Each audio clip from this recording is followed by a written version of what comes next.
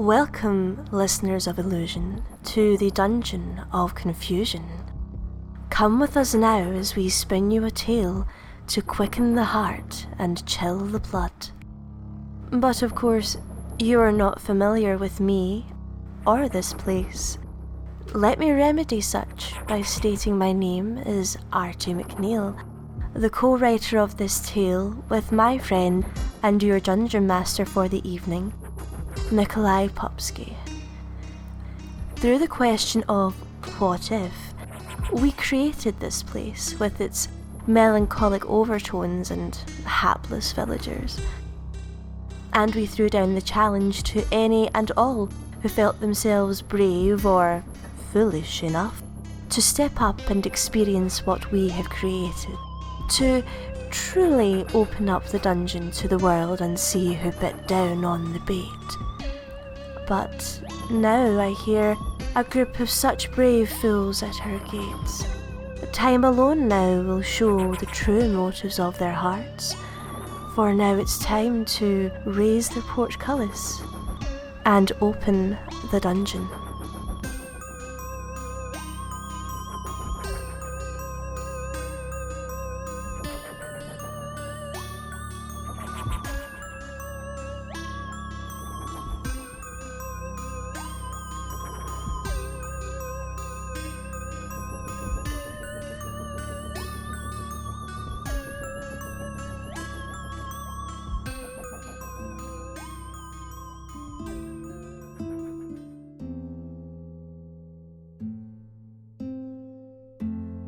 Welcome to episode 4 of the Penance Halloween specials.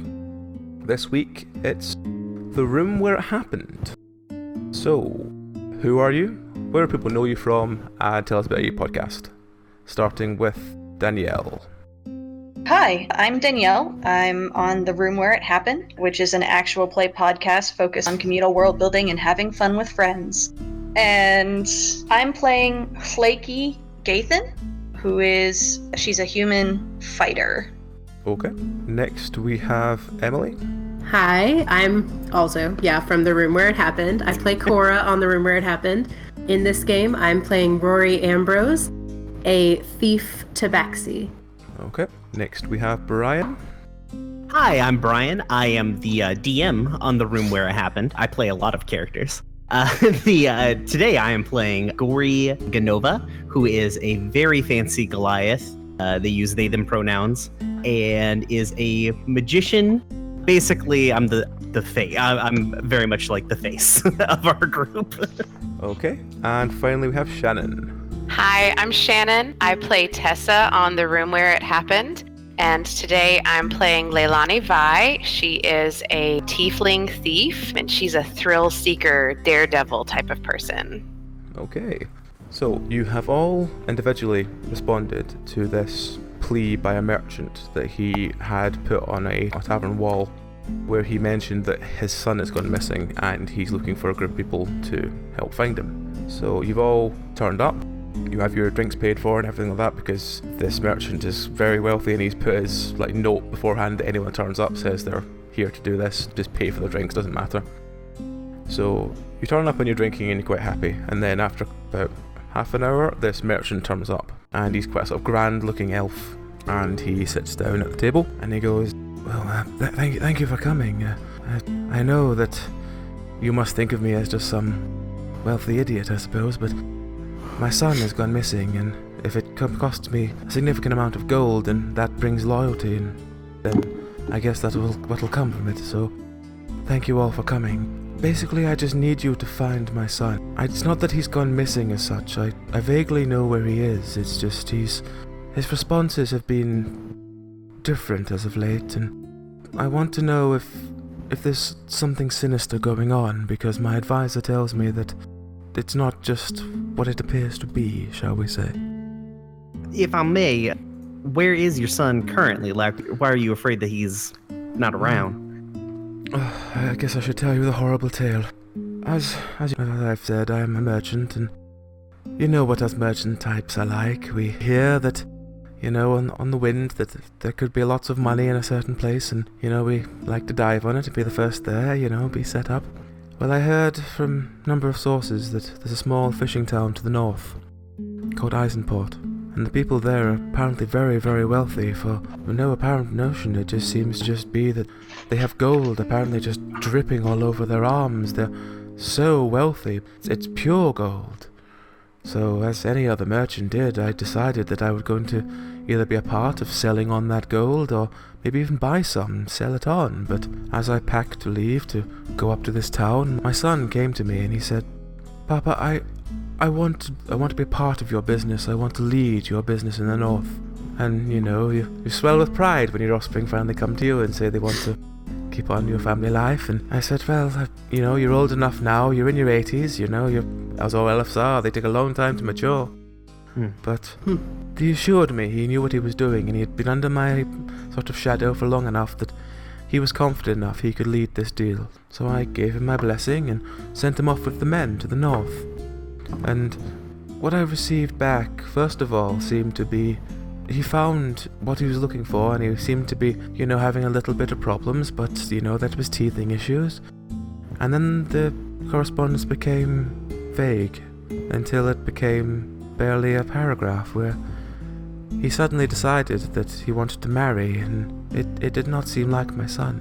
I just want to know, if he is just happily married and he has to settle down, then that would be fine, but when I spoke to the men who had came back and I said, have you seen my son? Have you seen Dorian? The men told me they had not heard of him. They had not seen him.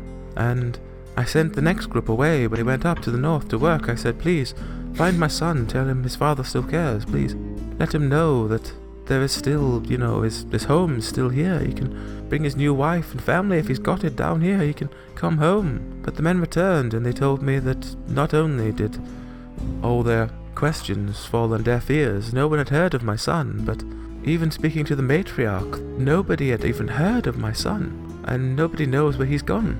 If anything, I feel like I'm at my wit's end. Well, bless your heart, that sounds terrible. So you said that your son was having problems before. What sort of problems was he having? Well, I have the letters here that he sent me, if you'd like to read them. Yeah, that'd be useful. Yeah. Exalted Papa, I have arrived at Eisenport with the rest of the party to begin learning the trade in which you have earned your revered reputation. Truly, this tiny seaside village is a glittering gem, comparable to those that nestle in the glistening jewelry adorning every ear, wrist, and throat. Even the shoe buckles, belt clasps, and other adornment are wrought from the finest gold work, crafted by a gentleman called Anders, who is coarse but skilled.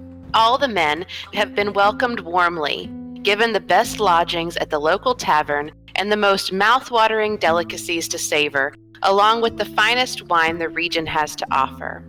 The village is as pretty as a picture.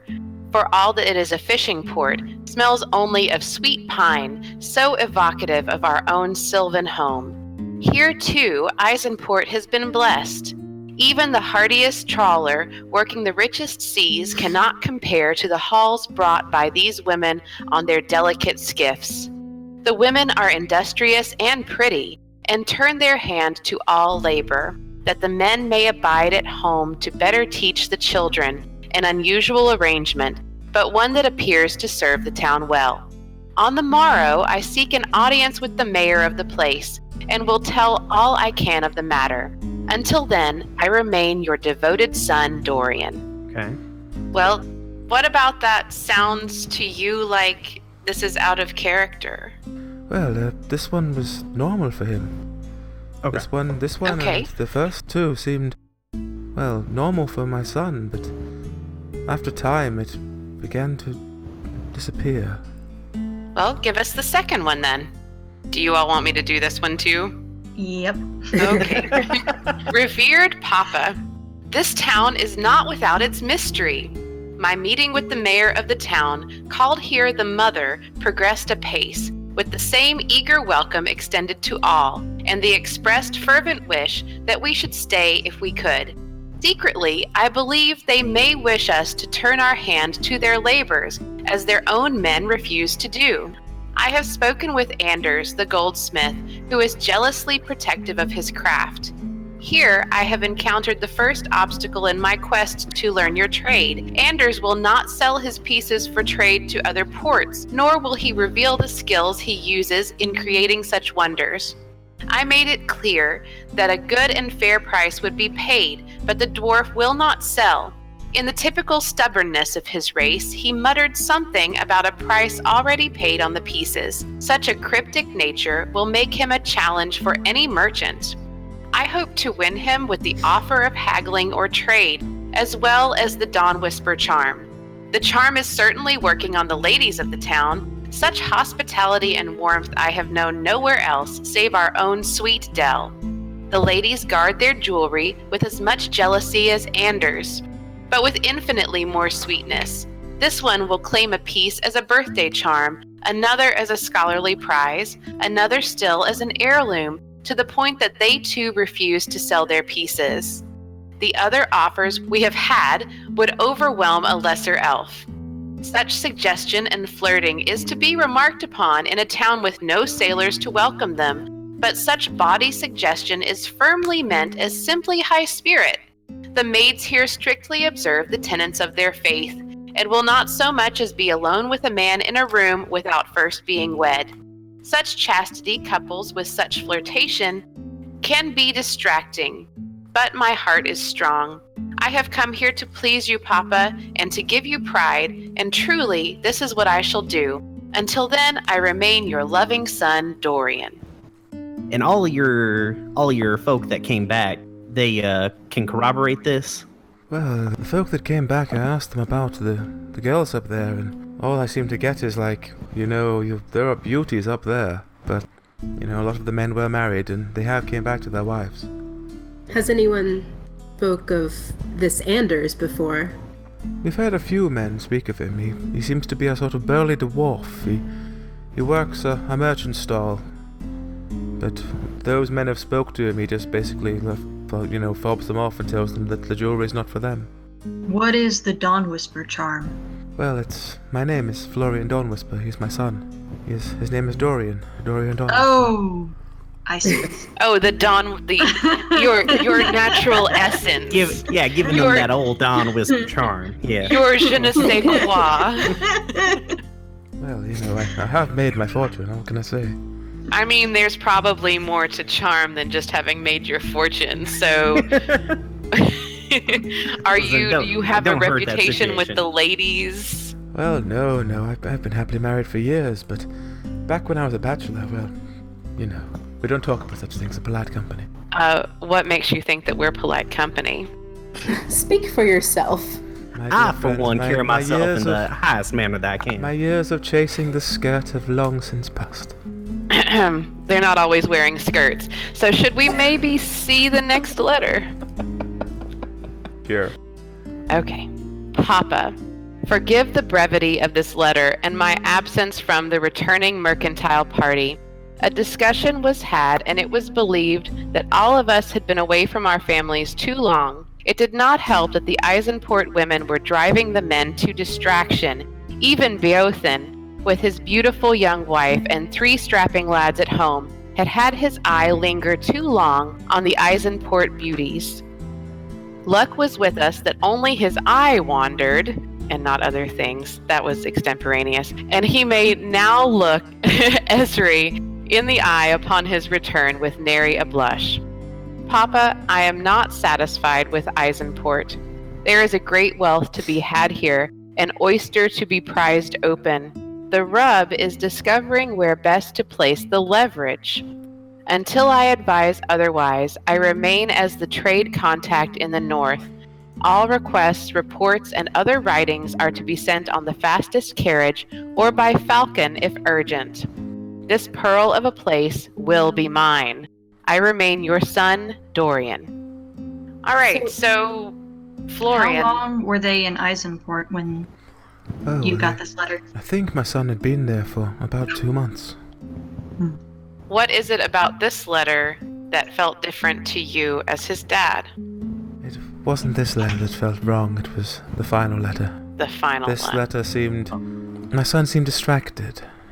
But, again, maybe it was written in haste, maybe I'm just over-analyzing things.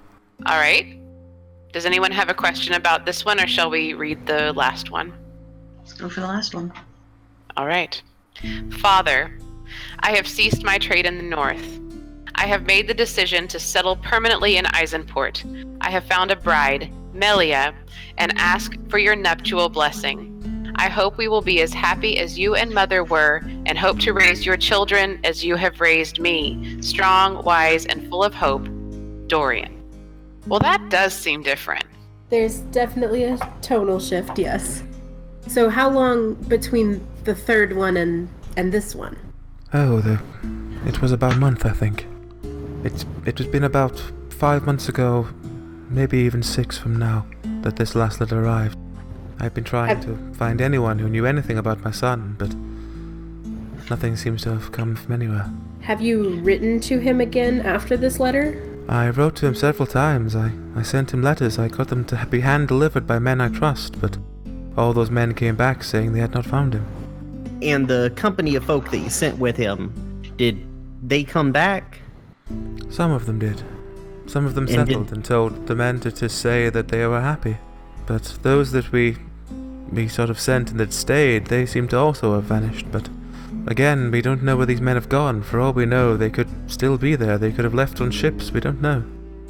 Okay. And so I understand that you're probably all tore up about not being able to contact your son. I can understand that. That is a disconcerting sort of situation. What do you want us to do? Do you want us to do we need to bring him back here, or do you just want us to make contact with him? I'd like you to journey to this Eisenport and find out what became of my son. Okay. I feel like a more direct approach to finding him might be better, rather than just asking the men to look in their spare time. I feel like if I sent a small group of people to actually investigate what became of my son, maybe I would get to the bottom of this. Alright, I mean that certainly makes sense. Like if he is, like he says in his letters, like happily married, settled down with somebody. If you find my son has indeed just settled down and just does not want anything to do with his father, then that is all I want to know. If he's happy, then let him be, but I want to just know what has become of him. He doesn't seem like the kind of kid who would just cut all ties, right? Did you all have any kind of an argument or a falling out or anything like that before he went on this journey? My son has been my closest helper, really, for my business for the last 60 years. Ever since he was old enough to, journey with me. In his youth, in his, very early ages, he was always the one who helped me, the one who always was very enthusiastic to learn the trade, and he would help me sit here counting either coin or goods or anything really that came our way that we were going to sell. He would always be the one that was very enthusiastically helping me, and we never had a crossed word. Well, one or two, but only when he was very young. The last few years, we've been nothing but proper business partners. Did he have any romantic entanglements here at home? Well, there used to be a girl he was very fond of, but... Used to be? Well, she moved on to another village when he was young, and he could not go with her. Her family were going to sort of emigrate, so he accepted it, and he said that, elves live a long time, maybe they'll get together later, but... So it's not his style to fall hard? He is, apart from that one girl, he has not seemed to show his eye to anyone. Interesting. So, where do we sign up? Well, there's a cart that leaves tomorrow morning. Your travel has been paid for. Just please make sure you're on that cart. And apart from that, the night is yours. As you said, the tab is there for the bar. If there's anything else I can help you with, please just ask me. And I hate to be so upfront in this kind of delicate sort of situation, but what sort of payment are we looking at? Yes, of course. How about I give you all 50 gold up front, and then if you can bring me back any information about my son, then I can give you 2, maybe 3, 400 gold. How much do you want? Now you're talking my language. I mean, whatever I don't want to put you over a barrel because you're in this terrible situation. I mean, I don't know these other folks here, but my dear friend, I have learned from being a merchant for a long time that money sometimes is the one thing people are loyal to. And if my money will buy your loyalty for this quest, then my money is yours. It does certainly sound very dangerous, too. He goes in his pocket and pulls out 4 small bags of like 50 gold and throws one to each of you. I'll take it. Well, that should cover most things you encounter on your journey. When you return, if you have any information about my son, I will pay you all 300 gold each. Sounds good to me. All right. Yeah, Alright. certainly sounds fair. Is there anything else you wish to ask me, my friends, before I leave? And is it you- okay if we keep these copies of these here letters? That is fine. I hope this should be the end of it, so yes, I would like to part with them. Is Beothan in town here? Could we maybe talk to him? The one who came back to his wife and 3 scrapping lads. They moved on several months ago. He came back and he said something about being thankful for all the employment, but he wanted to get as far away from Eisenport as possible. That's weird. And he didn't mention why. He was a very strong worker. I assumed he just got contacts up north and he wished to move on. Where did The he men do move that. to? Do you know? Oh, the men just come and go, but there used to be a very strong, not so much mercenary, but kind of worker outpost up north. In a small town on the way to Eisenport called Missenden. Missendom. A lot of the men you speak to that usually ended up in Eisenport usually go there.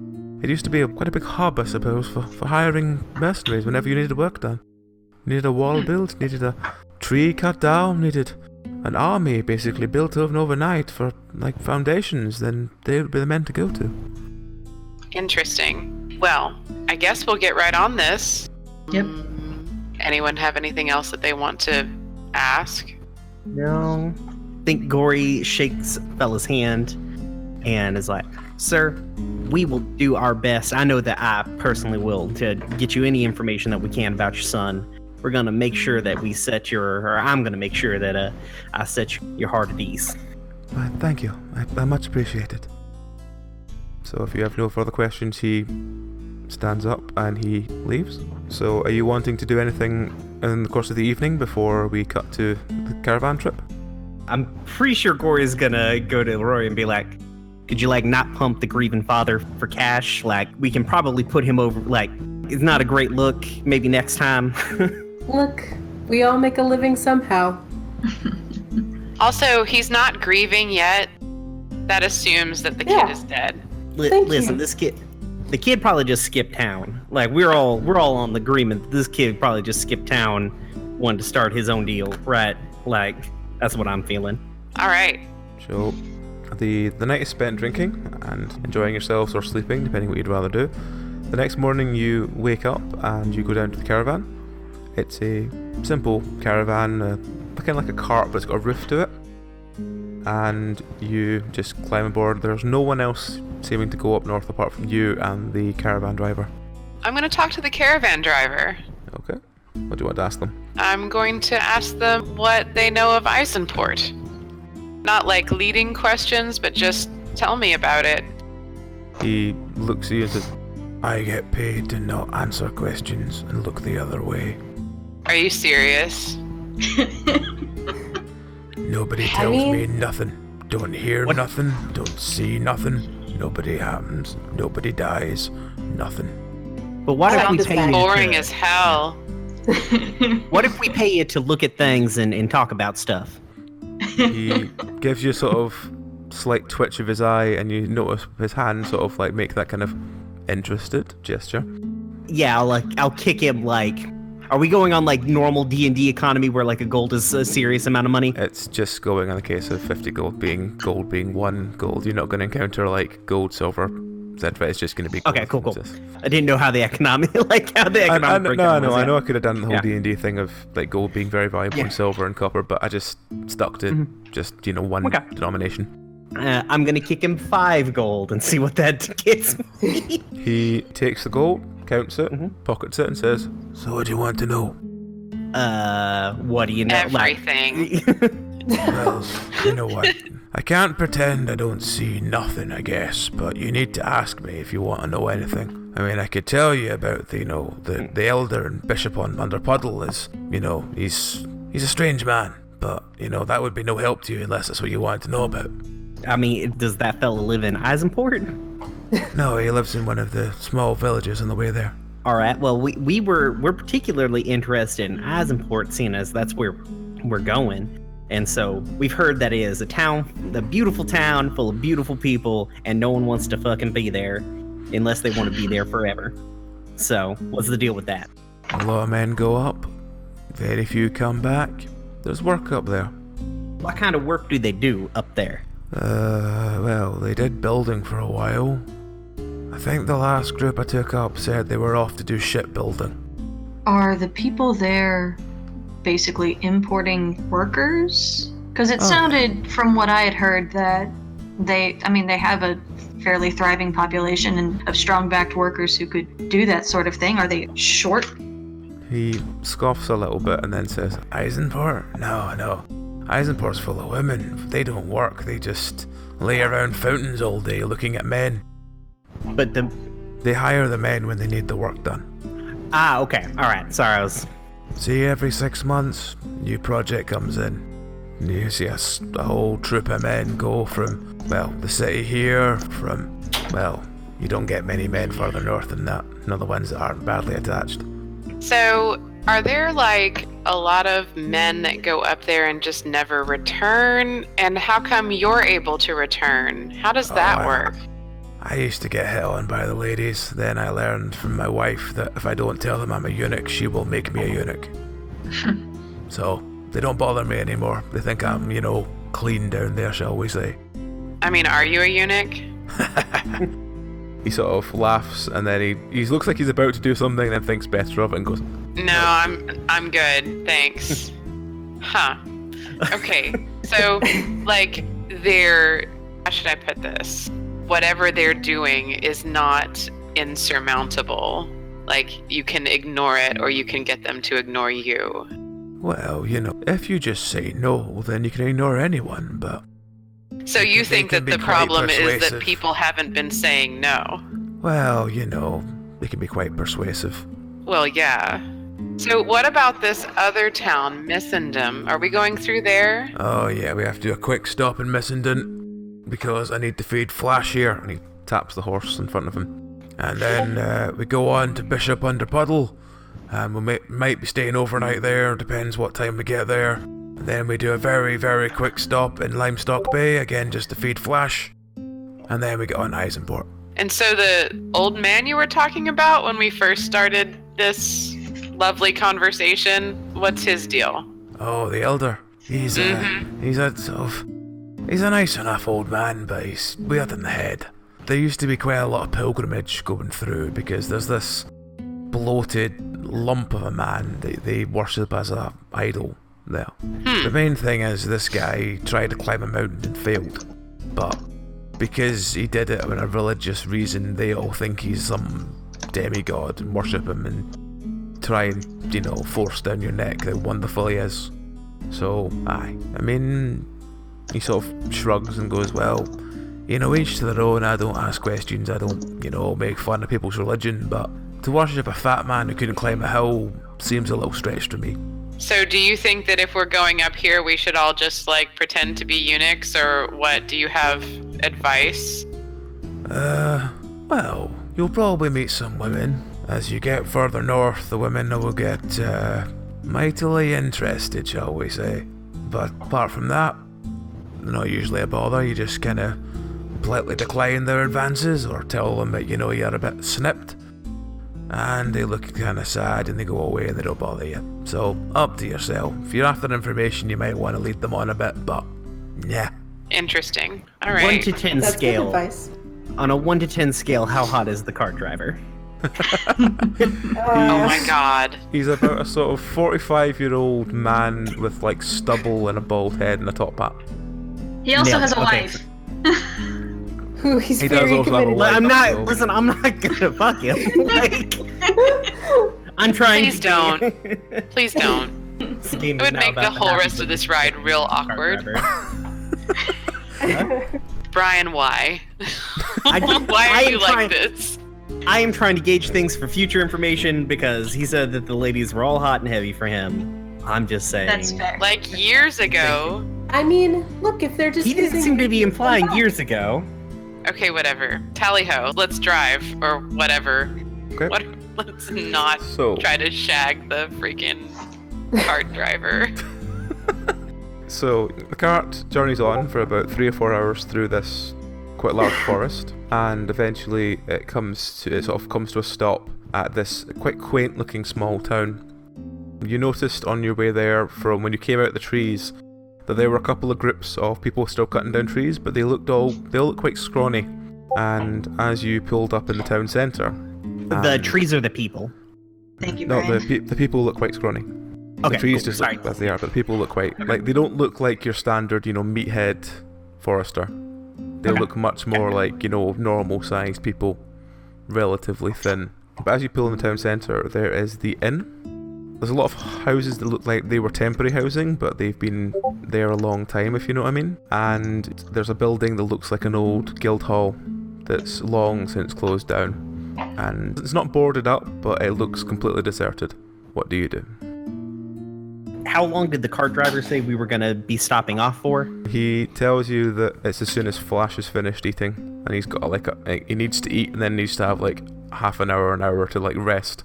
Otherwise, he's just sick. chill out. So he's So, got like, just a like- bell, and he says he'll ring the bell when he's done. Okay. What was I didn't write it down. What was the name of the fella who That we're looking got for? the fuck out of Dodge? Oh no, that's Beowulf. Beowulf. So what looks like the most bustling of the buildings? Well, the inn's the only one that anyone seems to be coming in and out of. You notice a couple of the foresters going in and coming back out again. And then there's the houses, which 1 or 2 people coming and going from, but the majority of the activity, effectively, from this village seems to be in the inn. Leilani will go into the inn. Okay. Yeah, Gory's gonna follow because there's like... Actually, Gory's gonna run up behind Leilani, like as they're walking to the inn and be like, So what's your read on the... we've been on the road for what, like a day or so, or... You've been on the road for about 6 hours? Oh, okay. I completely misjudged how far away these villages were from each other. Okay. It's basically about horse going a decent lick. A single horse Okay. can make it in 2 days, but it needs to stop Okay. and eat and stuff. Right. Okay. Muddy. When we were like stopped to feed the horses, I didn't realize it was like literally just feed the horse dinner because it's dinner time. So I guess I'm gonna run up behind Leilani and be like, so what's your read on this? Hi, I'm Gory. Hi, I'm Leilani, and I guess we've met because we've been in a cart for a while. Right. Yeah. Right. So, I mean, what is my read on this? Something weird's going on. We're gonna go up there. We're gonna figure it out. I don't know. Either somebody's putting some kind of a magical whammy on all the guys that go up there, or who knows. I just want to get up there and see what it is. All right. Fair enough. I mean, what do you think? I just think the boy maybe just went off the reservations all. Probably got out from... Didn't seem like he got out terribly much. Gets out from under daddy's thumb. Is out in the wild, crazy world. Making his way downtown. Walking fast, And... Are you serious? And, just kind of decided to go do his own thing. That's my read on it. Because he seemed like a very prim and proper kid.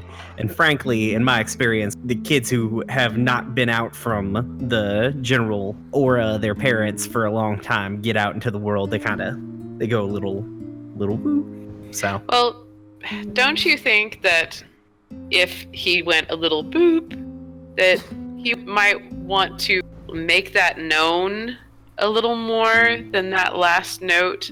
In my experience, the kids who go a little boop when they get out into the world definitely want mom and dad to know about the boop when they do it. So I mean, I ain't never married now. Yeah. It does not seem flash enough for hi, I'm married now, and by the way, fuck you, mom and dad. So it does not seem in character to me, but we'll see. I guess we enter into the inn. Okay. Yeah. So, are you doing anything else before you get into the inn, or are you just going straight in? Straight in. Okay. I think Flaky is probably sitting with the cart because she just doesn't feel like necessarily that the inn is a place that she wants to be, and so she's just hanging there and keep an eye on the town because the rest of town looks really fucking weird. Okay. So, yeah, she's keeping an eye on things outside. Okay. So, Rory's gonna go with the in group. okay. So everyone's into the inn apart from Flaky, yeah? Yeah. Okay. So you walk into the inn. The inn is Not crazy busy, but it's fairly busy. And there's about a 60-40 split female to male. And as I said before, the men that are there all seem a bit scrawny. Like, they seem like they are what they are, manual labourers. They're, relatively well built, but you're used to, like, when you go and see, like, foresters and stuff, the foresters are obviously, like, quite muscular, quite, they're obviously hard workers, whereas these men look like they're just, like, average, for want of a better word, like, your stereotypical average peasant. Fairly average height, not very big, not very, like, obvious, like, kind of pencil-like, quite thin. The women, however, seem to be quite interested in the men that are there. And behind the bar there is a barmaid, and you hear the sounds upstairs that there are several rooms and several people are, let's go with enjoying the rooms. Oh, okay. Quite a lot of noise is coming from a particular room. Great. Are the people here of all races? Are there elves and dwarves? There's mostly humans, a couple of elves, not many though, maybe about 2 or 3. It's mostly humans and dwarves. And across the spectrum, they're all exhibiting this. The men are scrawny. The men are, a lot of them look quite young. The ones that are, like the oldest one looks middle-aged, if you know what I mean. Like, they look like they're still quite young. Like, they haven't been working what they're doing for long enough to build any proper muscle. So all the guys are young looking? Like, there doesn't seem to be any old dudes floating around? There's 1 or 2 older ones, but they seem to be, like, there with their wives. Are there public displays of affection happening? Oh yeah. And if so, how does that look? It just seems to be, there's a couple of women who are, like, very into a couple of the men. They're, like, sitting, like, chatting with them, flirting with them, sort of fooling around with them, like, stroking their faces and stuff like that, sometimes kissing them. It's very much your standard tavern. Okay, so do the female expressing people in this situation appear to be the aggressors in the love situation, or is it that kind of reversal that we're seeing? It very much seems like the women are chasing the men. Okay. The men are sort of lapping it up, how much attention they're getting. All right. Interesting. I'm gonna buy a beer. Okay. This whole scene makes me think about this ride at Dollywood, guys. Which ride at Dollywood, Brian? It's the fire truck themed one. Yes. Yeah. Oh wow. Yes. The Blazing Fury. That's it. Yeah. Shout out to everyone who's ever been to Dollywood and ridden the Blazing Fury, which is like a ride from the 60s. It's great. So yeah, I guess Gory's also going to sit down and get a drink. And Yeah, I'll join you. Okay. So you get a couple of drinks and you sit yourself down at a table and you sort yourself basic food and drink and stuff. As you sort of get yourself settled, you hear the noise sort of upstairs stop, and after a couple of minutes, one of the workers sort of wanders downstairs with a grin on his face, and a couple of minutes later, a very exhausted looking girl staggers downstairs. She's quite wobbly on her feet and she's got quite bad bruising around one of her eyes. And as she gets to the bottom of the stairs, she sort of staggers over to the bar, throws some gold over, gets an ale and downs it, and then sort of sits in a very, let's go with unladylike manner next to the bar, like almost sprawled on the floor. Interesting. What does the fella do? Yeah. The guy basically just walked downstairs, sort of like talked to a couple of people and then just left. Are people acknowledging what's happening, or are they just kind of ignoring? They're kind of ignoring her. Leilani will walk over and sit down beside her. Okay. Hey, you okay? She turns to look at you. She takes a couple of seconds while she's just struggling to focus when you're that close to her face. And then goes, oh, sorry, 10 gold for 10 minutes. No, I'm good. I'm good. But thanks. I'm sure your services are wonderful. You've got a black eye. Are you okay? You look at her closely. She's obviously concussed. And as she sort of squints her head slightly towards you in a very kind of like, huh? She goes, no, I'm fine. It's just been a rough.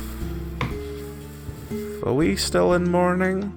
I'm not sure. Do people normally beat you up for money? She sort of pushes you away. Like, you get the feeling she was trying to push you away a lot harder, but she's quite weak. And she goes, I've had worse. Hey, can I get you a drink? She looks at you and sort of blinks as in she's not sure why you're offering, and then goes, ale? Yes. Would you like an ale? and to sit in an actual chair.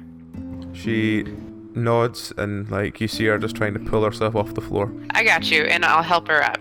My name's Leilani. Quick interjection. Gory is gonna tap Rory on the shoulder and make a gesture towards the door for him to follow them. Oh, is that where the dude went? Because I was going to try to follow the dude. Yeah, that's the guy left the tavern. Yeah, cool, because that's what I was going to do. Yeah, that's what we're both gonna do. Okay, yeah. So that's you what both leaving to find Rory where the and guy Gory goes. Adventures. Yeah. Gory and Rory team, okay. Yep. Okay, so you leave the tavern. So it's just the tavern with Leilani. So what are you going to do?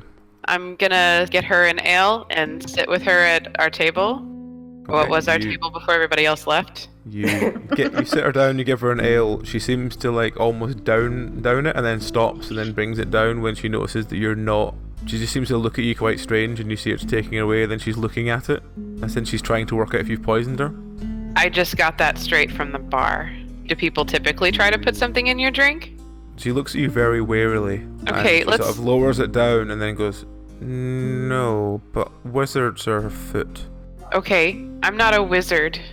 She sort of nods suspiciously and then sniffs her ale one more time and then continues drinking it. If What's you were your a name? wizard, you have to say it legally. You have to say it. Right. Yeah, or else it's entrapment. Yeah. What's your name? Her name is Tabitha. Okay. Hi, Tabitha. I told you this, but I'm just gonna make sure that you know it. I'm Leilani. I'm not from here, but I'm worried about you because you seem real beat up, and I don't think that that's okay. She sort of nods and then she's still got her head tilted towards you like she's really not sure why you're doing this. Do you want to be here? She sort of tilts her head back the way it was meant to go. She goes, "Well, since my husband left, I have to make ends meet." Your husband? Yes, my husband. What was his name? Let's go with Daniel. Oh, that's my son's name. Okay, so we change it from that. No, you're fine. It can be Daniel. It's okay. Okay. What happened to him? Well, the woman from Eisenport came and she told everyone that they would earn far more gold if they came up north and worked up north. And Oh. I told him not to go, but the lady sort of saw me tell my husband not to go, and she came to him and said, "How much do you earn now? I can get you 4 times that if you come to Eisenport." That much gold was too much for my husband to resist. He told me he would send me it when he got there, but we never received anything. Right. So I have a suspicion that there's some weird shit going on in Eisenport. But what I'm worried about right now is you. You want to come with us? We're going to Eisenport, but then we're not. We're going to leave and go somewhere else. And you can come with us. You don't have to stay here. She looks at you very confused and goes, I can't leave, my son's here. He can come too. I don't know if he'd cope well on the travel. He's never been out of the town. Okay, then answer me this question. What do you need to be able to not work here anymore? She looks at you very confused and just sort of says, "Well, there's not really much work outside of the Forestry Commission anymore. We used to have the guild hall. We used to craft everyday items for people that they would take away with them, like furniture and utensils and all that. And while that was open, the women made a proper living here, and we didn't need to resort to what we're doing now. But without it, we seem kind of stuck." Well, listen, I wouldn't feel good about myself if I left this town knowing that you are still in this situation. And I don't think that you can properly take care of your son if you're getting beaten up like this on the reg. So I'm telling you right now that I will either give you money and I don't want you working here anymore, or you can get in the caravan and come with us and I'll take care of you. She sort of looks at you and says, "Well, how much would you give me?" Well, I'll tell you this. I have some gold. At this point, you hear and you look round, and the barmaid is sort of making a towards Tabitha and pointing, and there's a man at the bar standing, sort of chinking a pile of coins. I have her right now. And how much do they usually pay? She sort of looks at you and says, "They pay between 10 and 20, it depends what I do for them." Really? That's not a lot. She gives you a for very what you're putting sheepish up look with. and says, "Sometimes, yes." Okay, look, Tabitha, I can't make your life decisions for you, but what I'm doing is offering you a way out, and your way out is to come with us. Let's see what she does. Odds, she agrees to come with you. Evens, she makes excuses and says she has to stay. Okay? Okay, great. Yes. Odds. So, she concurs that, your ideas are probably good and she will come with you. She asks how long she's got to collect her stuff, and she'd need to find her son. Her son is around somewhere. I'll make time. How about an hour? She sort of very gingerly nods and sort of stands up, and you notice she's very wobbly on her feet. Barmaid walks over and says, "Are you not wanting him?" And she turns and looks at him, and he's got a very sleepy look about him, but he is like chinking 15 gold. Mm-hmm. So she look in her face, and you get the feeling that she's tempted. What do you do? I will stand up, and as loud as I can, I'm going to say, "She quits, motherfuckers," and I'm gonna put my arm around her shoulders and walk out the door. Okay. So you leave the inn with Tabitha. We will now cut to the Gory Rory Express. I am making t-shirts. Managed by Jim Cornette. Yep. From the front of the bar, can we see... So if you walk at the bar together and you look around to see where the man has gone, you see a bunch of men. There's a sort of group of men to your left that look about 7 or 8 men that are sort of hanging around. And there seems to be a couple of others like just walking like off towards the forest. What do you do? Follow those men? Well, okay, I guess first, can we see Lakey from the front of the inn? You can see her, yeah. She's sort of standing by the horse as he's eating. Gore's gonna put their hand up and kind of like make like a come on over here motion. And Lakey kind of shrugs and is like, all right. And then we'll, unless you've got an objection to it, Gore, I'm gonna go up to the group of fellas. Yeah, let's do that. So I'm gonna wander up to them and just like right in the middle of their conversation be like, "Fellas, I'm sorry to interrupt you, but I'm looking for my friend. He's pretty messed up. He just wandered out of the inn. I didn't realize that he wandered out, and I'm trying to make sure that he don't like wander off into the woods and fall asleep and get eaten by a goddamn wolf or something." And then I'm gonna describe the guy who walked out of the tavern. See if they've seen him. First of all, do a roll to see how they react to this gigantic Goliath walking up to them, claiming that he knows one of their friends. Oh yeah. I'm not just a gigantic Goliath. I'm a big purple Goliath with gold tattoos. Yeah, I think they'd see you, notice you coming, but yeah. Roll to see how they react to you walking up to them first. That's probably not great. They are all terrified of you. No, that's great. Absolutely terrified of you. You come up with the softest voice possible, like, "Hi everyone," and they're all like, "Ah!" Half of them are trying to decide whether to sort of cower, and the other half have just ran. So you've got 3 of them now who are sort of cowering, as in like they don't know what to do. Listen, can I I'm put gonna behind? Yeah, the cat person. This is gonna make this situation better. I'm charming, damn it! Okay, cat person does what? The cat person. Cat person says what? Comes up behind Gory and says, No, don't be frightened. He's very gentle. We're looking for our friend. They just look at you with just like, because, as I said, much more of this village is made of men and dwarfs and 1 or 2 elves. They've seen that. They've not seen gigantic, like 8-foot tall purple creatures that want to speak to them. Do my claws count as weapons? They would do, yes. Oh, that's good to know. So We might be losing them if we don't just straight up attack them, Gory. Why are we straight up attacking them like they haven't done anything? Lean into it. Just intimidate them. Come on. Yeah, I'm going to. Yeah, Gory's not dumb. They realize what's going on, so they stand up a bit taller and kind of like get over one of them. Like, "I said I'm looking for my friend. Have you seen him?" And Roll. like re-describe the fella. roll. Can I aid the roll by like in the background, like whipping out my claws? Lean round behind them and shaking your fist, going, "Yeah." Sure. The 2 of you roll. See what we get on with it. That's better. So you terrify this guy. He drops to his knees, and you notice a sort of puddle appearing around the floor beneath him. And he's going, no. "I don't know anything. I don't know anything. I don't know anything." Fine. I don't know. What do you want to do, Rory? I was actually just looking to see if I put anything into tracking, and I did. Can I try to track the guy that left the... You can try, yes. Okay. Yes, you can follow a vague trail. It comes out and it goes round the edge of the guild house. Okay. And as you look inside the guild house, there seems to be a small boy inside. Oh, hello. You're looking through like a hole in the the big like shutters. Oh, so Wooden that'd be shutters. creepy if I just You're said looking hello through, right now. You're looking through a gap under the wooden shutters, and there seems to be a small boy sitting inside the guild house. Is the door unlocked? Can I go in? You can go in, yes. Does the boy look like he's in distress? You go and you walk inside. The little boy turns to you and says, "Are you meant to be in here?"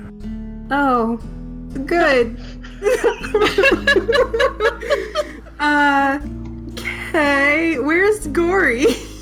Brian. Gory was walking in the guild house, and that kid got all fucking creepy. Yeah, I imagine Rory is trying to back up towards the door now. Like, oh, never mind. You're fuzzy. This is true, but please don't touch. Would you like a basket? I can make you a basket. And he sort of gestures to a bag he's got of like very thinly cut wood. Baskets are nice, but not gonna lie, you're a little creepy. What you doing in this shack here? Oh, Alone? I don't really have anywhere to go during the day, so I come here. Well, are you not allowed to leave here, or you just don't have anywhere else to... He looks at you very blankly and just like he's not really sure what you're asking him. Oh, good. What did you mean when you said that I was expected here? Well, I asked, are you allowed to be in here? Allowed to be here. Oh, sorry, my bad. I took the kid way creepier than he actually was.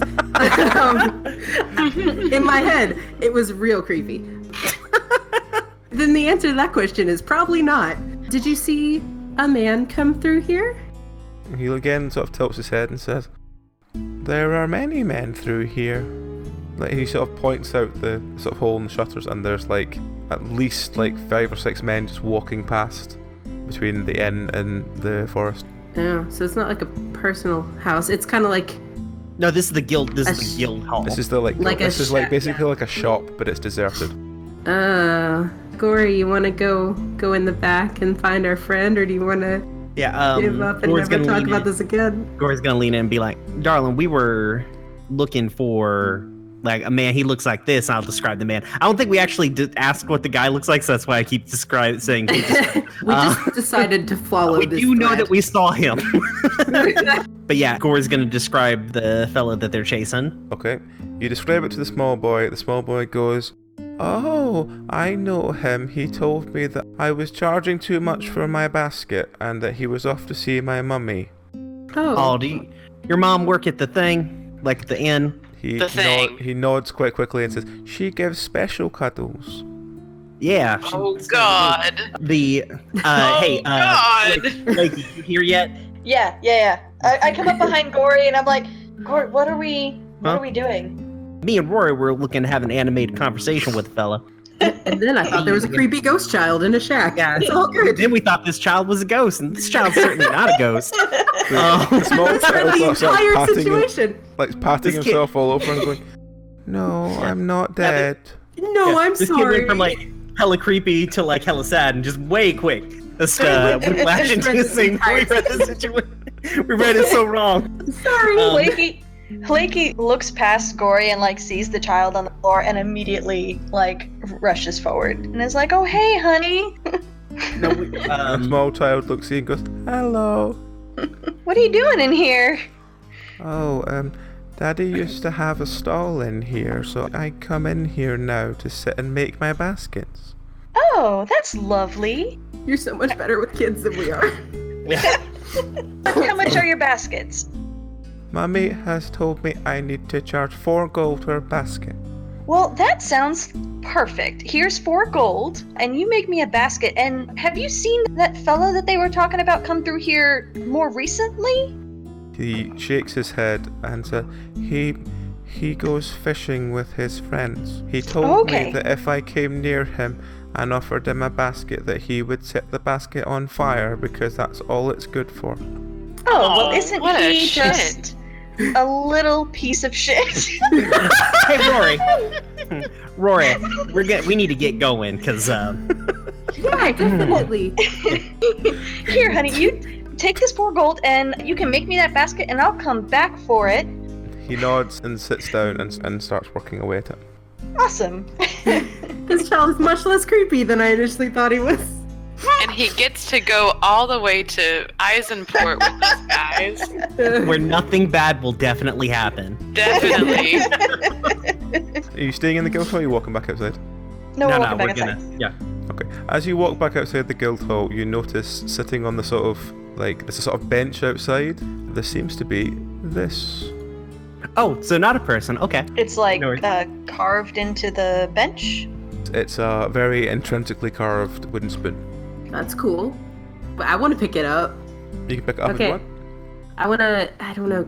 I mean, my character would definitely just pocket it, but I feel like I should, like, investigate it more than that. But I don't know what skill that is. That would be either lore, religion, or etiquette, because it's a spoon, so we can claim etiquette.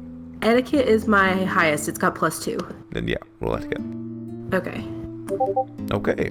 I know everything about this spoon. You know everything about the spoon. It doesn't seem to have any kind of magical or anything like that powers, but it's basically a very highly crafted spoon. It looks like something that would have been like made and sold as a sort of stall item, as a sort of like, you know, sort of knickknacks that were sold at this, because this guild hall used to sell sort of little bits. When you came to get workers, there was a lot of people, quite rich people, who would come to get workers, and they would sometimes buy furniture or buy Tchotchkes or something. yeah, things like that. So they might buy something like this, maybe like a whole cutlery sets, or just this, like, styles of spoons.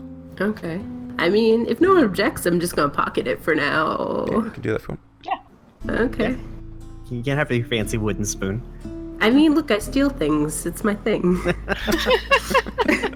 Yep. Before we completely fuck off, I'm gonna lean my head back into the guild hall and be like, "Hey, kiddo, do you know that fire basket feller's name?" You can just say he knows his name. You don't have to like Oh. make up. His name is Thomas. Thomas. All right, thank you. And I'm gonna throw this poor child a gold because I feel real bad for this kid.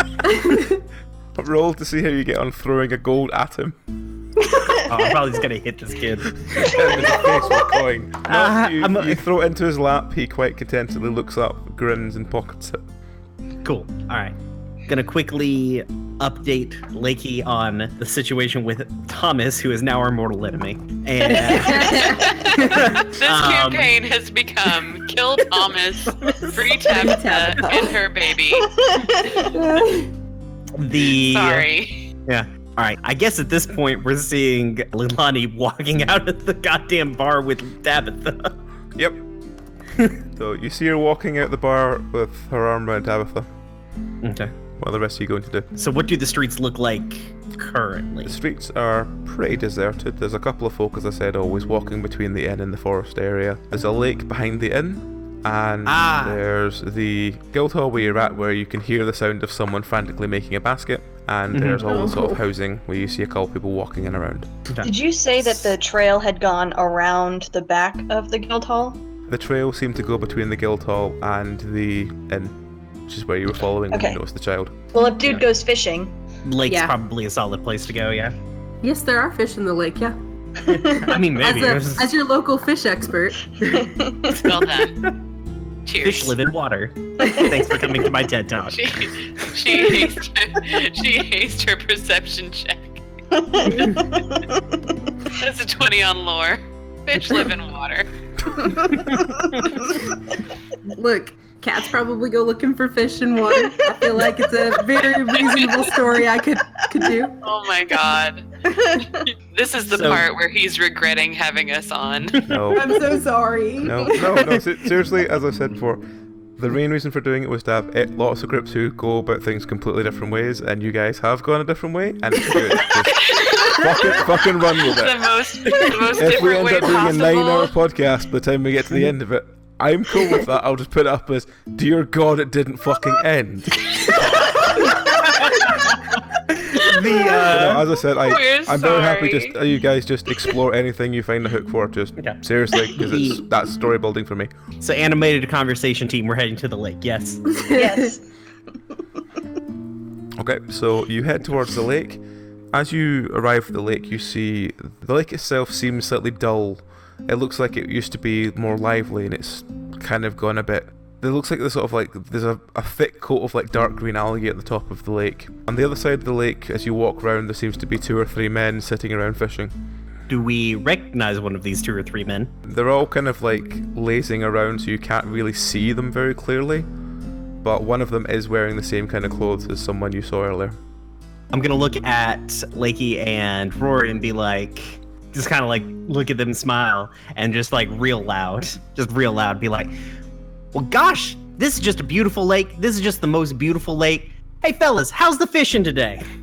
All 3 of them just look at you, and again, you're an 8-foot tall, bright purple, terrifying creature. And all of them are just like, huh? It's fine. So one of them look like who we now know to be Thomas? Yes. Ah, sweet. I'm gonna walk up to them and gesture for my companions to come. Also the big scary cat person to come with me. I didn't actually determine my height. Yeah, I'm definitely a big scary cat person. You're bigger than a cat. Like a normal cat. Yeah. No, I'm just a regular cats. house cat. No. I just imagine that she was picturing like, Rocket Raccoon style, but no, now she's like the same size as you. Yeah, great. Right? Lakey is also very large. Oh, So- man. She's a big woman. Are you going and posing? Yeah, Yeah. I'm gonna. Yeah, I guess. Yeah, you guys Lakey can is- look. Yeah, look up. Look tough, guys. Do it. Yeah. Just I can just for walk the up to sakes, them I'm and probably never going to get a chance to say this again. Roll to look tough. What do we even roll for that? I love It's a it. D20. Yes. Flaky looks incredibly imposing. Fuck. Gory looks imposing. I'm Rory a looks cat. mildly imposing. Let's suppose Rory's a cat. As Guys, imposing as a cat person can look. roll up in this town. Pick some fight. Oh my god. We're taking The, over. Yeah. So yeah, walk up to the 3 fellas and be like, I kind of like to look at them and be like, so how's the fishing going today, fellas? They all kind of gibber a bit when they look at you, and they just tell you it's fine. Well, it's the evening, right? It's getting. Yeah, Or is it it's after? about, let's say about 5 o'clock at the moment. Gory is gonna look to they're gonna look at the 2 that aren't Thomas and be like, you fellas should be going to get dinner. They nod and basically fall over their own fishing stools to run away from you. Is there? So guys, I'm gonna get 100% Reservoir Dogs on. So at any point, stop me. The yeah. Is there a boat? Like, is there like a little dock to go out onto the lake, or I guess probably maybe not dock, but like There's not a dock, there's a boat though. There's not a dock though. Okay. Can 4 people fit in that boat? One of the big sure, why not? Okay. Sure. Like, Thomas, come show us around this lake. He kind of, terrifying to his core, gets in the boat and goes, well, that's the east side, that's the west side, that's the north, and that's the south. Can I go now? No, I think we're gonna go out on some nautical adventures, and Oh god. and Gory's gonna sit in the boat because Gory is actually not very strong at all. Just very big. This is the equivalent of making him dig his own grave on water, isn't it? Yes, yeah. Alright, Yeah. so you roll, you sort of Gory's gonna paddle look your to- way to the middle of the lake, which is not, it's not a very big lake, it's maybe about 15 meter diameter. It's not very big. Actually, not even 15 meter, maybe 10 meter diameter. It's not a very big lake. Yeah. So in my head, the situation is Gory is sitting in one end of the boat, and they have positioned Thomas between Lakey and Rory for the most imposing setup for it, and go. So it's gonna get dark in, I don't know, probably about an hour or so, and it is probably terribly hard to swim back to shore with at least 1 broken arm, let alone 2. So what you're gonna do is you're gonna, I guess question 1 is, are there any other folk that work in that inn, sort of, doing sex work and stuff? He sort of stammers and says yes. Okay, all right. So now I'm very tempted, and I'm sure my companions here are also very tempted to just wait till it's nice and dark and then just dump you in the lake and just have no issue with it. But you probably ain't like the only fella in this town who's a complete piece of fucking garbage. Yes. And so what we're gonna do is, and if y'all are in like Ligori sort of gestures to Lakey and Rory, is like, if y'all are fine with this, I don't want to be speaking for you. If y'all are fine with this, what we're gonna do is we will paddle back to shore, and you are gonna do just your best to be a model citizen, to treat everyone with respect, and to make sure that the other fellas in the town that you associate with do the same. Is that okay with y'all? He sort of looks at you, just keeps stammering and says, yeah? I wasn't talking to you. You I don't give a fuck about you, Thomas. Can you tell me again what he did to her? I believe, I wasn't there, I didn't witness it myself, but it did seem that he treated her very poorly. Definitely struck her, didn't you, Thomas? Well, her head kind of collided with the bedpost. Oh, nasty. Oh no, we're killing him. No. Oh no. You still mean to a kid. Oh, we're gonna was kill a guy definitely in a me. lake today. Yeah. So, now, I guess... Thomas, Go on, sorry. I'm fixing here to make your head collide with the side of this boat. Oh, I was gonna drown him.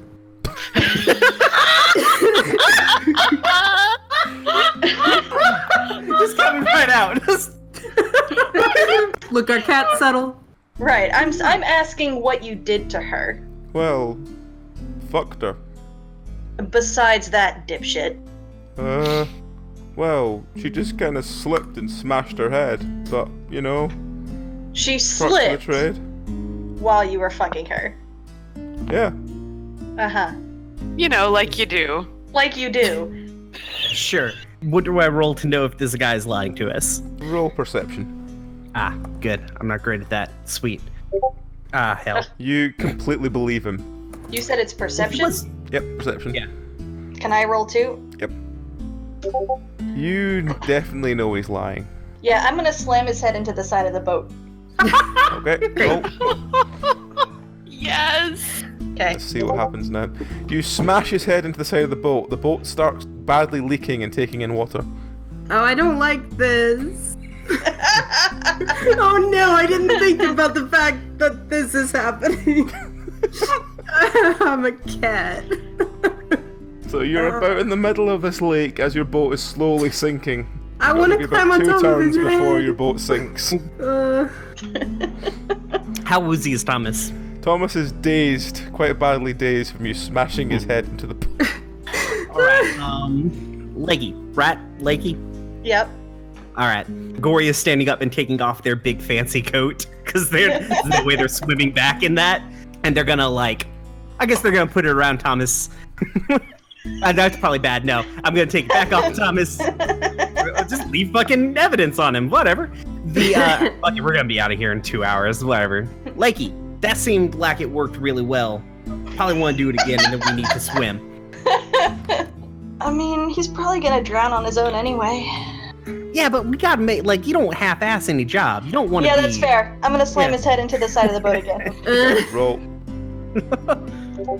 There we go. You smash his head into it, you hear this like and as you sort of pull the head back, his face is like a complete crimson mess. You've smashed his nose. His eyes have rolled back in his head. He's completely unconscious, but he's covered in blood. Alright, so let's swim to not the shore we left from.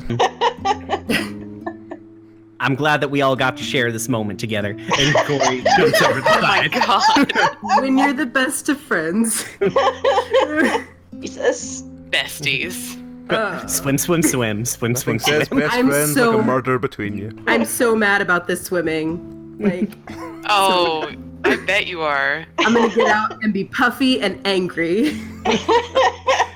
You all swim. Are you leaving him to drown, or are you taking him with you? Oh, no, we're leaving him. Yeah. No, we're leaving him, yeah. So Listen, if we wanted to save him, we wouldn't hurt him twice. you get back to the shore. You all kind of climb out of the lake. You're all covered in this like dark green algae all over, which is very sticky and smells. It's not like the sea, but it smells that kind of like very thick plant, like wet plant way. I'm cleaning my fur. You sort of are you using your tongue to clean your fur? Yup, I am. Roll I'm to gonna see how it die, aren't affects I? you to Don't eat it. swallowing the algae. It's okay, I'll hack it up later. God, fuck. I think the murder was going to be the gross thing that we did, but He that's seems probably not great. sickened, but not sick. Like, the more he licks it up, the more he feels like his stomach's not happy. Stop eating the weird pond scum. God damn. But I'm gross. Well, Yeah, just just wash it deal with off it. with some normal water. Don't eat like if. Just come on. Puffy ball of angry hate follows. All right, jeez. Having been in the lake, you realise that the fish are very docile, but they don't seem to be intentionally so. It's like you could probably have just put your hand in the water and grabbed one. They don't seem very quickly reactive. It seems like they're sluggish. That makes for shit fishing. I mean, it seems like my sort of fishing. I probably shouldn't eat one of these fish, should I? No. You don't want a lazy fish. Ain't gonna be a good quality fish. Might take away the taste of pond scum, though. That's true. Ain't nothing like a little bit of sashimi and some pond scum to really like. Yum. I won't eat the fish. Okay, so at this point, you hear the bell of the caravan driver. All right. Yeah, we Right don't on time. Yeah, You just gonna leave the body in the lake. Yeah. Oh yeah. It'll probably take I know, care of just itself. I mean, listen. There's no way they're gonna pick the four of us out of a crowd. Not if you need to call. No. Nah, we blend right in. Besides, it'll sink at first. It won't be for a few days until it comes back up. We'll be gone. Yeah. It'll be like, oh yeah, there's that purple guy. And the purple person probably killed them. The And purple it's not person- like we let any witnesses go or anything who saw us here. I mean, if they know what's good for them. They don't. All right. Okay. We should get in All the right. carriage. Has Tabitha collected her child? Tabitha has asked you if you've seen her child. Her child's the one that sells baskets. Yeah, he was in the guild hall. She goes into the guild hall and she seems to collect the child and sort of like kind of drag him a little bit more than you'd like towards the caravan. He's currently trying to like weave a basket with his other hand. Oh, tell him he doesn't need to make that basket. I mean, he can make that basket on the road. Honey, He's coming with us. you can pick that back up on the road. We're heading out. Oh, am I leaving? Yeah, your mom is coming with us, and you are too. Oh, are we going to find Daddy? Yup. In a way, yeah. But what about our house? Daddy will come home and we won't be there. We're going the same direction. If he comes back, we'll pass him We'll on pass the road. him on the way. He sort That's of how roads nods work. and There's only climbs one into- road. They only go two ways. He nods and climbs into the cart. All right, we have a ghost-eyed child and a lady we didn't mean to have. This kid ain't a ghost unless his mom is a ghost. We just But got his two eyes ghosts. are. His eyes are ghosts. His eyes are not. His eyes can't. Hey, what? He stared at me with like a blank expression for a while. All right, well, Yeah. but that's easy. I'm adding children to my fears on my spreadsheet. Okay. Listen, this kid's probably not a ghost. Probably. This is like some Sixth Sense shit. We're ghosts. That's what it is. We're all ghosts. So, Well, what I was the name assume- of the car driver guy? I haven't. Julian. Okay, Julian. Yeah. Julian, we need to get going. He rang the bell. He knows we need to kick. Yeah, he's sort of sitting there like, oh, you convinced more to come with you, did you? Yeah. I guess so, yes. Alright then. So he cracks the reins and you all head off along the road, sort of early evening, heading off towards the next village. Are you Okay. doing anything, discussing anything on the way? I am playing with this child. Okay. Does the I'm child have a asking- name? The child is called Tim. Tim. I guess I'll ask Tabitha. So we're heading to Isenport as well. We're looking for a fella, oddly enough. I don't suppose because there weren't any elves in the town, right? She sort of takes out a small book from her back pocket and sort of flicks through the pages. After a couple of seconds, she goes, 3 in the past 2 months. All right, so there ain't a whole lot of L's, but it's not terribly uncommon. She sort of stares down at her list and sort of goes, yeah, not very common. Okay. So your husband's in Eisenport, right? Or went there, theoretically? She sort of gives you a sort of shh in front of Tim, and Tim sort of distracted, she sort of leans in towards you and says, I told Tim his father went up north. I don't know where he is. He just said he was going up north for work. I know he was going to Eisenport, but the boy hasn't made the connection yet. All right. All he knows is the horror stories about Eisenport and people disappearing. So, what do you mean horror stories? Because we've heard people go and not come back, but ain't nothing along the lines of a horror story. Again, tells you that there's lots of stories about the men disappearing on their wives and leaving them, abandoning them with kids, and then sending them letters to say they've met their true love. All right. Well, that definitely lines up with some other things that we've seen. Anyone else got any questions or anything? Not really. How's Tim doing? Tim is very contentedly just sort of playing around or making baskets and talking. Okay, good. We're definitely not taking a small child into this dangerous situation. We're obviously the best people. Yeah, this is great. The child is probably not in danger from some sirens, Yeah, hopefully. they're not gonna, As the cart wends its way, you go over quite a large bridge that seems to sort of span a lake, and in the middle of the sort of island in the middle of the lake, there's this small settlement which you notice a sign that says Bishop under puddle, and as you pull in, there is again an inn. There's a quite lavish looking temple. There's like a monument in the middle of town square that seems to be like a plinth with a crutch on top of it, and again there's some standard housing. Okay. And obviously there's the lake all around. Less boarded up than the last town? It looks poor, but because there's only really the inn and the temple, there's no sign like all the businesses left, like there was in the last town. Okay. Any of y'all feeling need to go to the temple for anything, or? No, not really. Let's just do the thing. Let's do what we set out to do. Okay, so... Oh yeah, you don't know what we've done.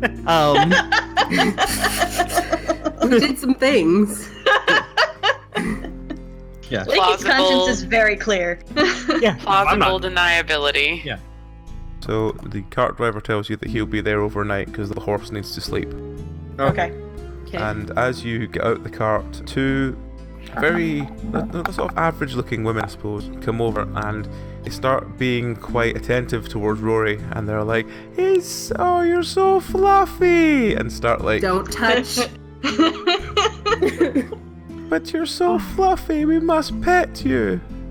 I mean, that's not a great thing to do to strangers. They just both give you a sort of look of just the stuff like awe. Oh, it's okay. Just don't as stranger. they sort of do that, Tim goes, yes, you can't touch him. He's not a pussy. He's a cat man. Yes, I'm a cat man. And as he says that, the two girls go, oh, you're a man. Oh, and they sort of look you up and down as in they're trying to work out exactly how that works, but then start going, would you like some time with us tonight? I mean, the two of us together could do a very good show for you. You wouldn't happen to be from Eisenport, would you? They gently try and like go one either side of you and like either like, try and get close and be like, come with us to the end. All you need is maybe 5 gold and we'll give you 10 minutes of each of us and you'll really enjoy it and you'll have such sleek fur afterwards. Oh dear. I mean, Ladies, well that's a very body. strange and kind offer. I'm gonna hang out with my friends for a little while here and maybe I'll catch up with you later, okay? They both look quite saddened that you've turned them down, but they're like, you're so fluffy! Oh my god, yeah, people say that a lot, it seems. I mean, he is fluffy. It's true.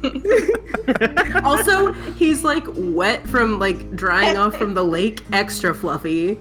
Yep. Tabitha just kind of gets off the coach and just kind of tells the two of them to go away, that, you know, they're not interested. And the two of them go, aren't you the whore from Missenden?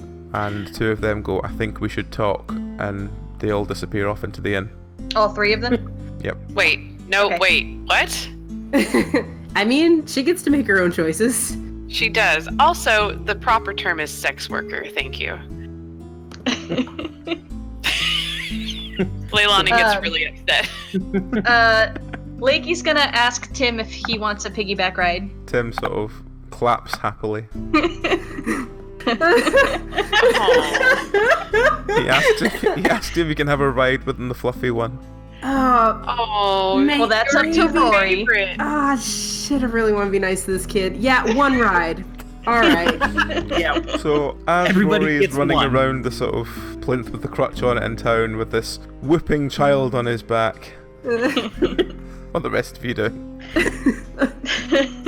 I guess we're gonna go to the end. It's been a real tiring day. We intimidated, murdered a man. Like, I'm very wet. I lost my favorite coat. You actually lose it. I thought you took it with you. I mean, it's a big heavy silk coat, so like I would have drowned. Right, okay. So you walk into the inn. The inn is about 70-30 women to men. The men that are here definitely seem like, unlike the last one where it's women flirting with them, the men here feel like the women that are with them are very much like, this is my wife. As in, like, she's not giving him any breathing space. She's with him like one of those like constantly overwatching people. But there's not many men here, but the men that are here are very much being, they're not like one or two women flirting. There's one woman and she's with him like as close to him as she can get, kind of thing. Do we see Tabitha? Tabitha seems to be having a discussion with the three, let's call them working girls, by the bar. Okay, that's fine. I'm going to find a table so that I can get some food, and I'm keeping an eye on Tabitha.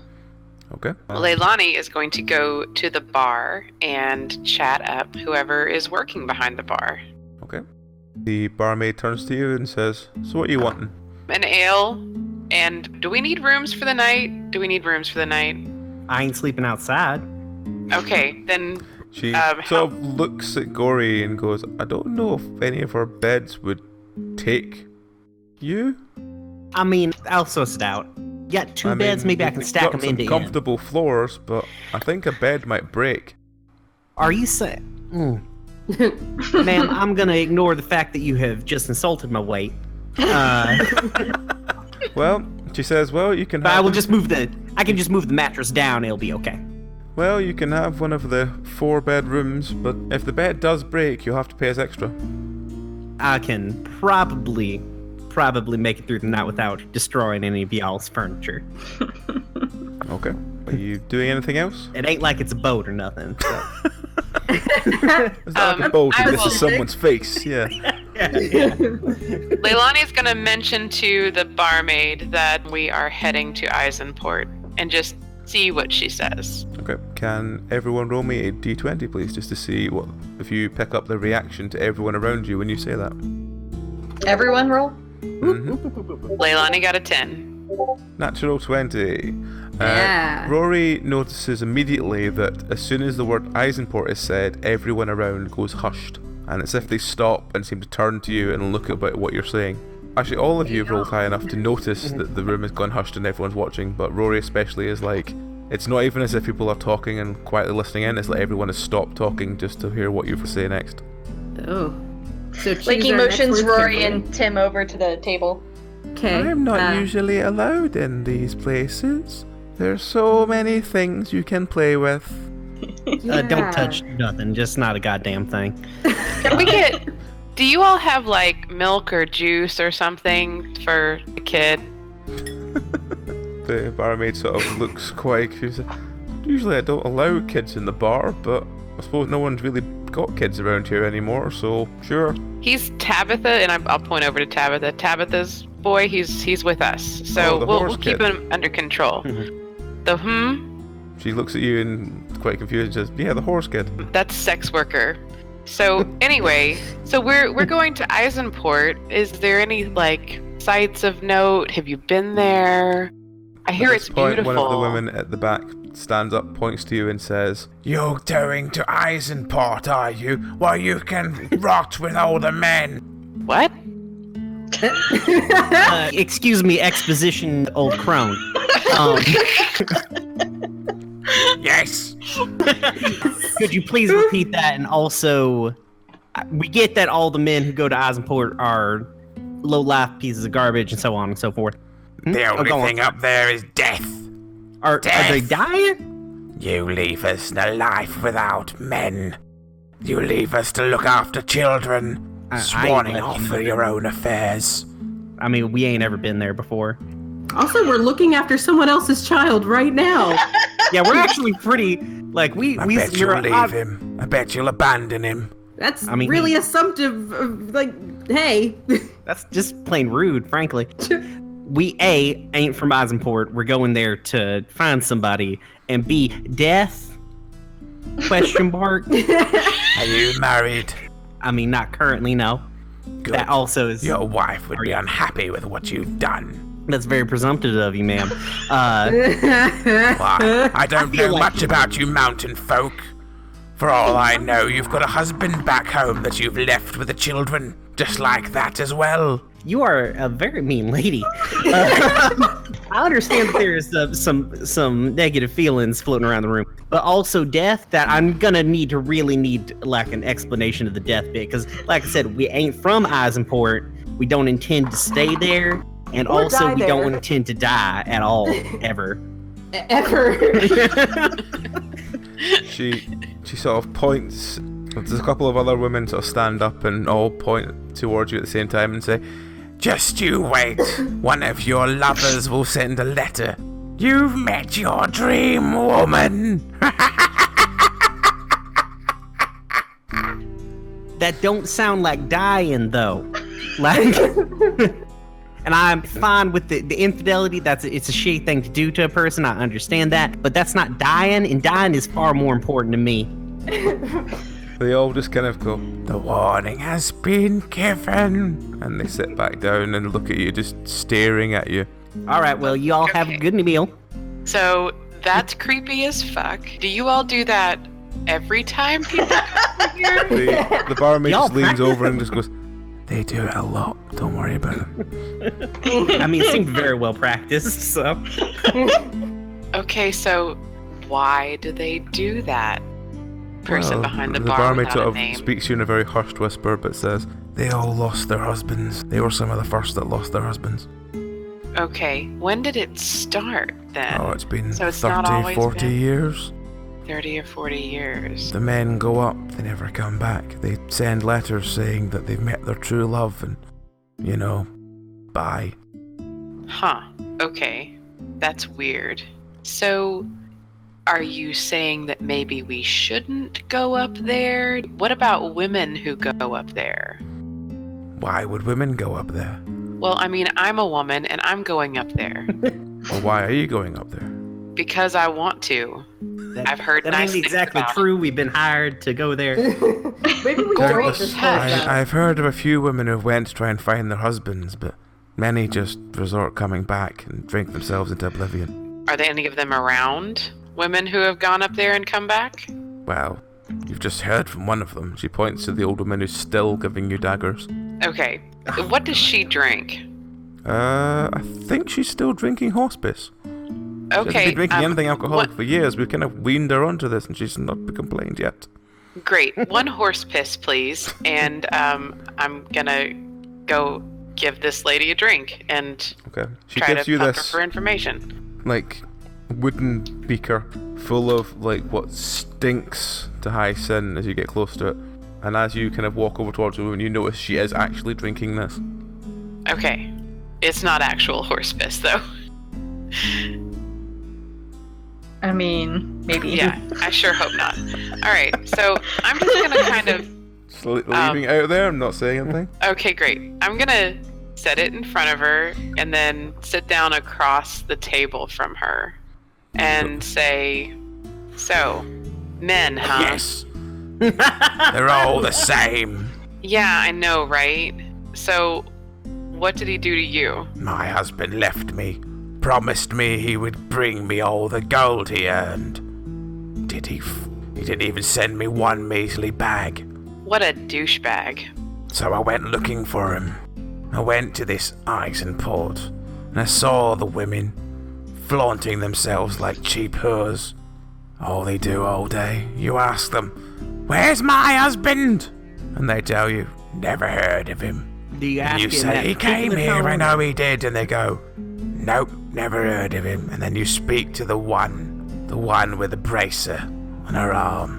And you say, where's my husband? And she goes, oh, he's away on a ship. My husband couldn't stand water, he wouldn't go near a ship. The one with the bracer, is that the mayor?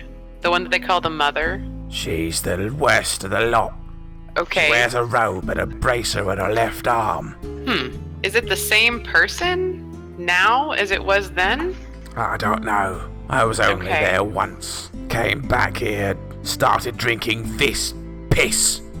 You'd think they'd sell proper alcohol here on this piss, but they keep selling me this piss. I mean, would All you I like want is something proper different? alcohol. Because I could give you something else if you wanted it. But look, Come on, does this taste like piss to you? I don't want to try it. I don't So want to try that. listen, I'm going to level with you. We're trying to go to Eisenport to find someone, to find a man whose family has lost him there and bring him back. And anything How many that you children can- did he leave behind? None. He was pretty young.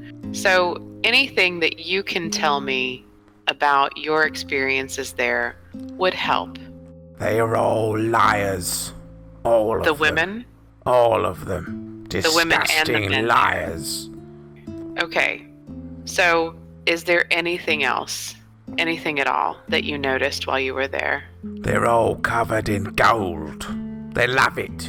They wear gold and everything. Rings, bracelets, bracelets, jewelry, hairnets, everything made of gold. It's got a little inscription on it, because it's made by that fucking dwarf. Okay. So everybody's wearing the same type of gold that comes from this one dwarf. That's And my it's all God. experience. I asked him about it. He told me to go away. Interesting. Okay, look. I appreciate your time. Maybe don't yell at visitors. I mean, I understand your anger issues, but maybe reel that in a little bit next time. Ha! If Flies you with don't honey. know what hell you're walking into, then you deserve all you get. Well, We don't know what. Excuse me, ma'am. We don't know what hell we're walking into, and we're trying to ask you about the hell that we're walking into, and you're just being terribly vague. So it's not. I don't feel like it's our fault at any point anymore. Like that is on What you do now. you want me to tell you? I went up there, it's just full of women and they're all lying to me. I know my Okay. husband, he wouldn't go near a boat. But no, Right. they tell me he was on a ship. Don't fucking believe them. Liars, all of them. all right. Well, Have a have good great night. evening. When Lolati gets back to the table, Gory's gonna lean into everybody and be like, "So can we could just go back. We can just go there. We can pay, like, we got what, like, we can just give the driver what we got on us. He'll probably just go with whatever we tell him to. We can just lie." Look, Gory, aren't you curious? She said that there's death and also it's a hell we're walking into, but also won't tell us about said hell. But I so mean, no, isn't it? I'm a coward. Doesn't it sound like a whole lot of fun to walk into hell and then walk out again? No. No. Oh, come on. Listen, I like breathing. I like being able to walk just fine. I don't mind like, you know, taking a rich person's money when they got too much of it. That's fine. But I also don't love money enough to die. And I definitely love money enough to lie to a man's face about his son. So I mean, whatever. I'm going. all right. Well, I can't come back without y'all. I guess I could say y'all died. Oh my god, no. It's gonna be awkward when we turn up alive. Yeah, but I'll get paid and be gone by then. Oh. Right. You'll just turn Well, up, claim all your shares, and then leave.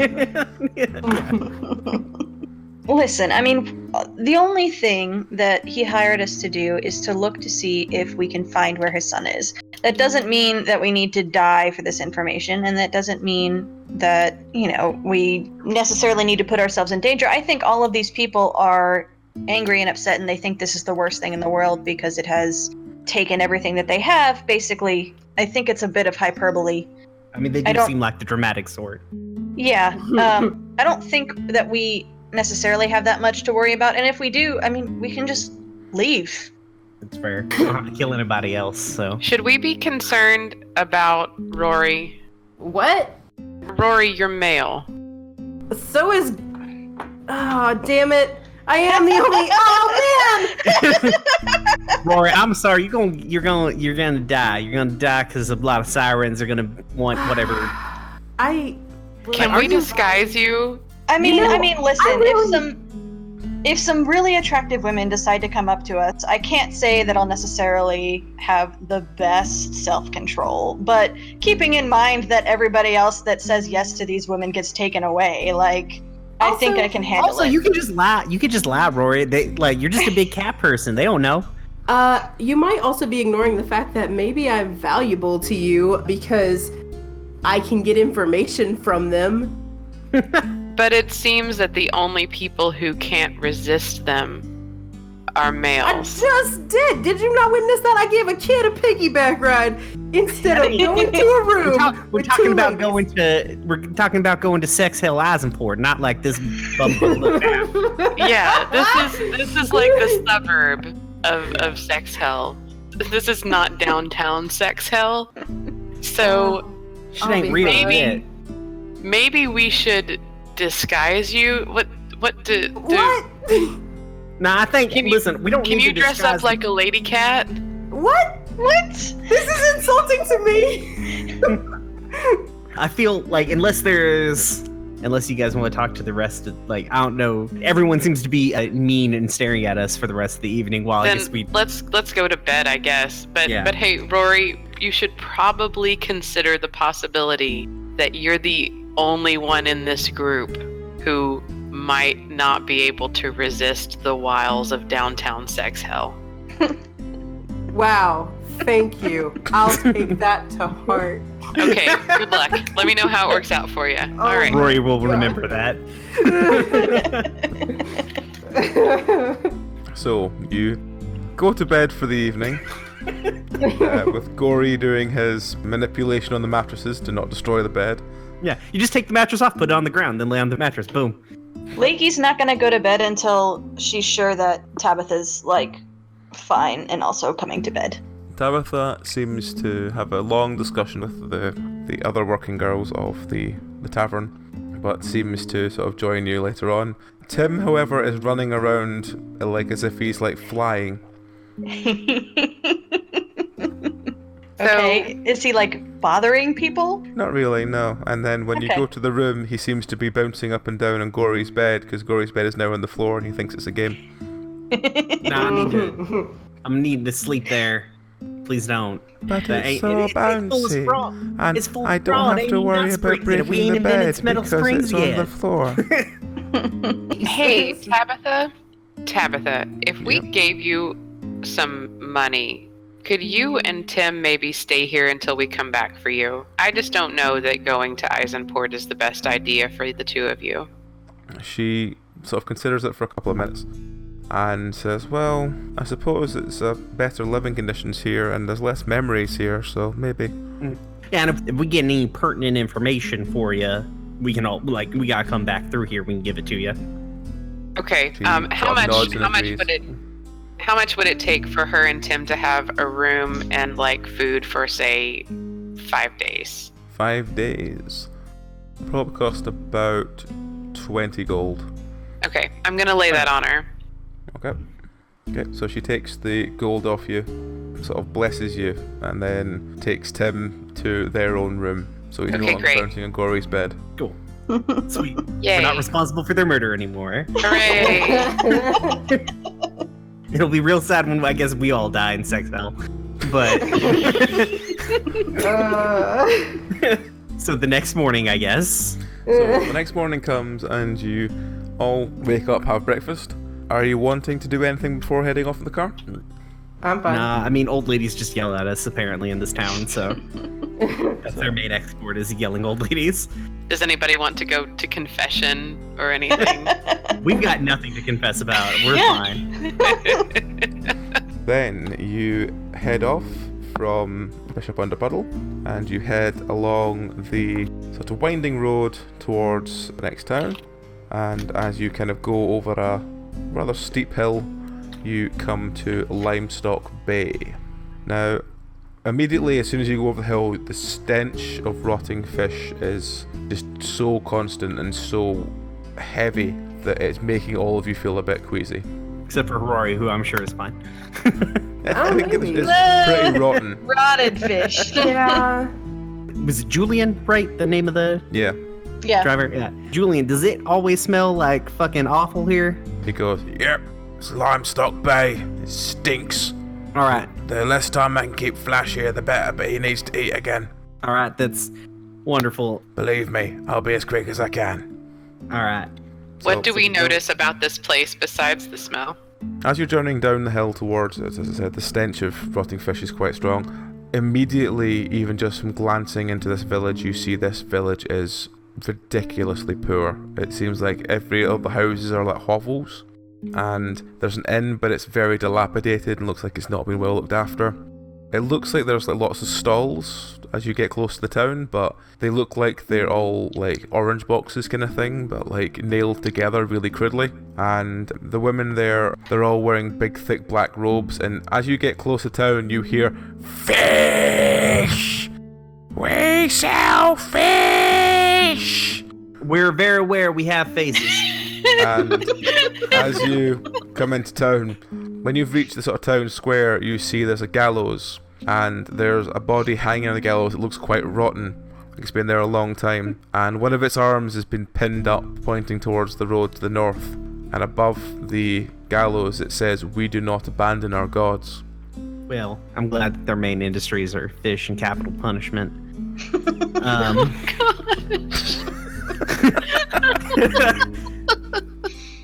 As soon as you get off the cart, immediately one of the women rushes towards you. I've got this fish for you. Do you want to buy this fish? That Only fish a ain't for me. gold. That fish is not for me. That is somebody else's fish. You're gonna have to go find them. As she's like holding out to you, it looks sick. There's like white flakes around the gills. It's wilted. The eyes are like bulging in a really disgusting way. The How does the fish stench of look? it, Oh my it God. looks like it's rotten, completely rotten through. And she's just gesturing at you and holding it near your face. Be like, Buy my fish. It's fresh. Caught today. That's a lie. But if I pay you a gold, will you go away and take that fish with you? Sure. All right, here you go. Have a great day. Please never talk to me. She pockets the gold and runs off. Yeah. But as a couple of them others seem to think that you've just bought fish from her and start rushing towards you, holding the fish. No. One of No them one had could have eel. predicted this. Yep. I reach into my bag of coins. I have, 44 coins left. No, yeah, 43 coins left. I'm gonna get, 4 or 5 of them, and then just, throw them away from me. Like Okay. they're breadcrumbs and they're seagulls. As you throw them away, you hear a very angsty voice in the back going, Why has she bought her fish? Her fish stink. I can't believe she's got money. That money should go to me. and you Nope, just there's watch money over this. All Basically, one of them that seems to vault over the wall and then starts punching one of them in the face, and basically a riot starts. So, Oh my god. as this riot over the coins starts, what are you going to do? Julian, drive on. Drew, We have to wait for the horse to eat. Dukes of Hazzard slide over the cart. Julian basically takes the ball away from Flash and says, "Right, I need it won't be long now. Just need a couple of minutes just to make sure Flash doesn't, throw up when we start hooking him back up." Yeah, just bring some food. We'll get out of town. This didn't go well. At this point, you see, This is somehow worse than when we committed murder. at this point from the inn, you see this anorexically thin girl walk up, and she tries to grin at the whole party. She's got about 2 teeth in her head, and she goes, "Anyone looking for business? 1 gold." And she tries to unbutton her top to look at you, but as she does that, you notice these red whelps just under her shirt. I'm gonna reach in my bag and throw gold in the other direction. Oh my god. We need to go now, Julian. Has anyone noticed that this is basically the same town over and over, just it gets worse the farther north we go? Yep, and that is why I'm paying a significant amount of money for us to leave. We will go to hell. So, We'll go to sex hell. At least it's clean. so Dukes of Hazzard style, you jump back in the car, including one of you clutching on the top of the car as it shoots off into the sort of night. And the riot continues, and you hear the sound of, Don't hit me, my fish is better than yours! So, about 3 hours pass, and you begin to feel slightly more at ease because you're far enough away that the smell of dead fish is no longer there. And eventually, you come over this hill, and you are greeted by the sight of Eisenport.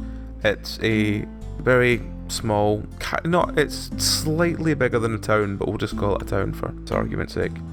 So as you sort of descend towards it, you can see that in the middle there's this elaborate temple, and then round the side of the temple, descending like going downwards, there's like a schoolyard, there's like a jail, there's 2 inns, there's one called the Stork and one called the Braggart's Rest, and at the bottom of the hill there's like a small like merchant stall which looks like it's selling gold, ran by a very bolshy looking ginger dwarf, and then there's the docks.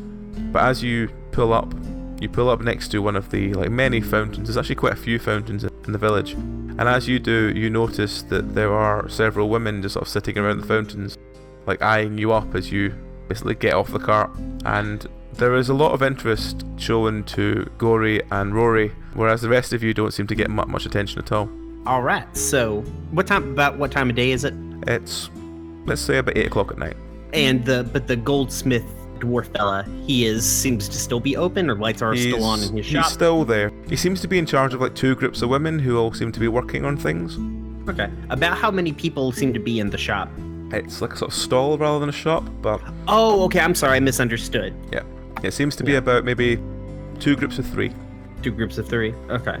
Plus the dwarf, obviously. He seems to sort of like keep like hobbling between them, and as you look closer, he seems to have a crutch. Crutch. Kind of like that temple that we didn't go into. Leilani is going to go up to the stall and look at the things. Okay. There are like many elaborate pieces of jewelry. Mm-hmm. When you sort of start looking at them, the dwarf sort of leans over the stall and says, It's not for sale. It's already been bought. Okay, I was just looking. Is that all right? That's fine, but, if you want anything made, you have to bring me the gold. It's very pretty. How much gold does it take to have something made? He sort of looks sort of desperately behind the counter, and then puts his hand out and finds he pulls out this lump of gold, and it's about the size of your fist. Mm-hmm. And he says, that'll make a good bangle. Okay. So how long have you been doing this? Have you always been here? He sort of strokes his beard and says, I think I've been here for about 40 years. Oh, what a coincidence. Well, that's great. I'm glad that you've had some longevity in your trade. That's wonderful. You just don't see this kind of work anywhere. This is just really beautiful. Thank you for letting me look at it. No, it's fine. But as I said, and I've seen you been new in town. I watched you get off the cart. Just none of it's for sale. It's all been paid for already. Just don't want you to get your hopes up that you want something and then I can't provide it. Oh no! I don't think that I would set my sights on anything that you could provide. He raises an eyebrow and then and then you hear him a sort of like snap noise, a very kind of small snap noise, and he turns round and goes, For fuck's sake, no like that. How many times I tell you, no like that, no like that. When he turns around, Leilani is going to try to palm one of the pieces of jewelry. All right, roll. Okay. 16. Yep. You palm a very simple looking bangle. Okay. And I'm just gonna stroll back to the rest of the group. Okay. So what are the rest of you doing? Let's see. Should probably find a place to stay for the night. Yeah, I guess. I mean, it's late. I imagine people won't be super cooperative this time. Mm-hmm. Yeah, I guess so. So you said there were 2 inns? There's 2 inns. There's one called the Stork and one called the Braggart's Rest. Which one looks nicer? The Stork is a lot more light coloured, and then the Braggart's Rest is a lot more dark coloured. It's the only real difference between the 2 of them. Birds or braggarts, y'all? Birds. Birds. Birds. Alright. Okay. So you walk into the Stork, and behind the bar there's immediately a barmaid appears, and she goes, "Oh, have we got some new men?" You got a cat person? One, yeah. They immediately start fussing over Rory. Gory they look at because they can't tell what Gory is, because they've never seen any Goliaths before. Whereas the other two, because they're slightly more obviously female, they're like completely ignoring them. And I don't mean like slightly blanking, I mean completely ignoring them. Now Rory is on his own. He's fine. He'll be fine. Cats always land on their feet. So Gory and Rory get like led to tables, and they literally have women like pampering them and asking, "Do you want drinks? Do you want massages? Do you want this? Do you want food? Do you want this? Do you want that? Do you want rooms?" The two obviously female characters, they're completely ignoring, and they're still standing by the door, just being completely ignored. Gory's gonna lean in and be like, "This is just the nicest town. I ain't think I ever been anywhere as nice as this. I sure wish my husband could see some place like this." They immediately halt and go, "What?" My husband. Yeah, he's back. He's doing like rock people stuff back at the rock people They town. immediately lose interest in you and start only talking to Rory. Oh no. Thanks, Brian. Leilani's gonna walk up and like put her arm around Rory's shoulders and say, "Honey, get us a nice room, okay? It is our honeymoon after all." Yes, I suppose it apparently is. Roll to see what effect this has on the crowd. Which one of us? Cause a third riot. Wait, which one of us? Whichever one of you is like hugging Rory and saying that it's Okay. honeymoon. So that's. Do I need to add anything to it? Nope, just to see what they react. Okay, you see that this deters a fair few of them, but one or two of them are still determined that they're going to prove they're better than you. Oh. So like properly start doting on him, you notice one of them just like slowly starts massaging his arm and stuff like that. I mean, I just feel so lucky that, who else in town has a cat man? I mean, I just feel, Why are you I feel making so me more privileged. His fur is so soft. Please don't encourage them to find out. 4 of them turn back up with small brushes and start brushing his fur. Oh, okay, well that's allowed. It probably needs that. Yeah. Actually do that, yes please. Gory's gonna slide in next to Lakey and be like, "Well, this has gotten just significantly more interesting." Yeah. So Rory is currently being like brushed and groomed and like completely doted on by all the women. So we're being totally ignored. Like, Yep. can And I ever fix since, myself a drink? Gory mentioned their husband, they completely ignore them as well. Can I fix myself a drink? Yep. Okay, You I'm literally walk gonna up go to behind the bar. Try and get a drink, and the barmaid just completely ignores you. I'm going Rory. to walk behind the bar and pour myself a drink. Rory, you honey, just can you notice her get us a giving you a room? look of just like, how dare you? And I leave money on the counter. Like, what do you want? I think, Rory, I think we need a little bit of privacy, since it's our honeymoon and everything. Could you get us a nice I room, remember. please? Yeah. We are certainly married, yes. I remember. We're on our honeymoon now, yes, of course. Like, I'd really like some alone time with you. I'm getting that feeling, yeah. Rory will go to, I guess, is it just an inn where you order drinks and rooms from the same person, basically? You basically say that you want a room for you and your wife. The girls immediately sort of basically almost pick you up and take you to a room. Oh, good. But they don't take Leilani with you. They just take you and they go, "This is your nice double bed, and this is your nice thing, and this is this, da, da, da, da, da." Leilani follows.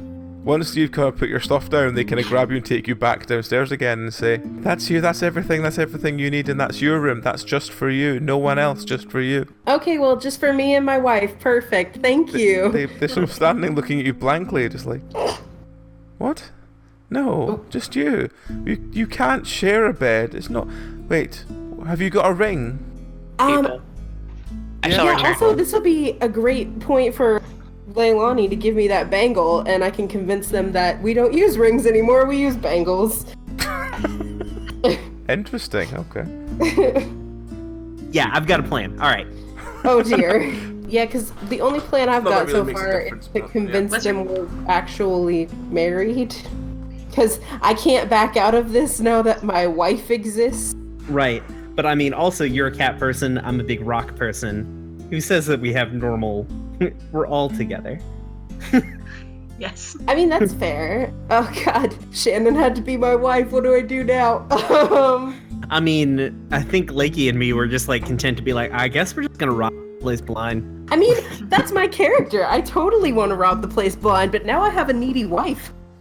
Yeah, but they're also ignoring us. Yeah, that's fair. Downtown sex hell. Suburban sex hell. How quickly do you think I can get us killed by running my mouth? Very Pretty quickly. Yeah. I mean, you can definitely do it in the next hour. I have faith in you. Yeah, I mean, feel like we destroyed whatever timeline was supposed to be here. I feel like we have, yeah. This is why we can't have nice things. Because we spend all of our money on riots. So Lakey got a drink from the back of the bar, got a dirty look, but nothing else, right? Yep. Yeah, I mean, I paid for it, but You didn't steal it. no. Well, I served myself because clearly they weren't going to. We do know they have a jail, so we don't want to go to sex hell jail. Or do we? No. why? So Gory's gonna come up and be like, just walk up, like move in front of the barmaid, like break her line of sight with theirs, and be like, so the rest of us are also wanting rooms. I know that y'all are probably ain't never seen no fancy Catman before, and I understand the excitement. I was very excited first time that I saw Rory. Very excited. Why? Is there any way that you could get, like, I understand that, like, there must have been some communication. I know that they recently got married, but we were hoping, like a collective room would be fine. We're all fine with that. We're so fine with it. The woman looks at Rory and then looks at... Which one of you says that Rory's your wife? Leilani. Leilani, okay. Leilani. They say to Lennox, do you have a ring on your finger? Leilani, the bangle. Please, dear God. And they sort of gesture to their, like, ring finger themselves, and they say, do you have a ring? Where we're from, we don't exchange rings. Oh, well, you can't share a room then. You have to have a ring on your finger to share a room. Well, they got some sort of jewelry. It was a beautiful ceremony. Like, does it necessarily have to be a ring, or can it just be a symbol? No, it has to be a ring. That's a tradition here. Also, Well, that's that's very important. You have to have a xenophobic. ring on your finger Yes. if you're going to do any form of copulation with a man. Oh, okay. Well, that I wasn't count planning to for do that with my friends.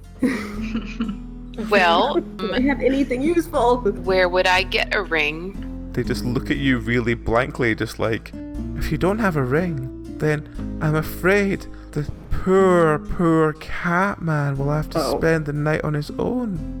Oh, somehow I don't feel like that'll follow through to completion, ladies. What with you? Like, probably going to sneak into my room tonight. They turn to you and they really smile, and then they go, no, we don't do anything without a ring on our finger. Great, can I see all of your fingers? All of them right now? All the ones that are around you, like, hold their hands up, and they have jewelry other places, but they have nothing on their ring finger. The ring finger is completely bare. It's unlike any other part of their hand. Do they trick people into marrying them? What do they do? Guys, don't leave me alone! Yeah. So Gory's gonna walk up to Rory and be like, listen, we're gonna kind of wrap their hands around Rory and be like, listen, he's just he's got them newlywed jitters. Me and him are very close. So close. So close. Literally. She knows it's fine. Yeah, let me just go give him a pep talk. He'll be fine. He's just nervous. He's had a big day. There's a big ceremony. We ate a lot of food. We're just gonna step outside real quick. We're not gonna go copulate right now. Right now. Not yet.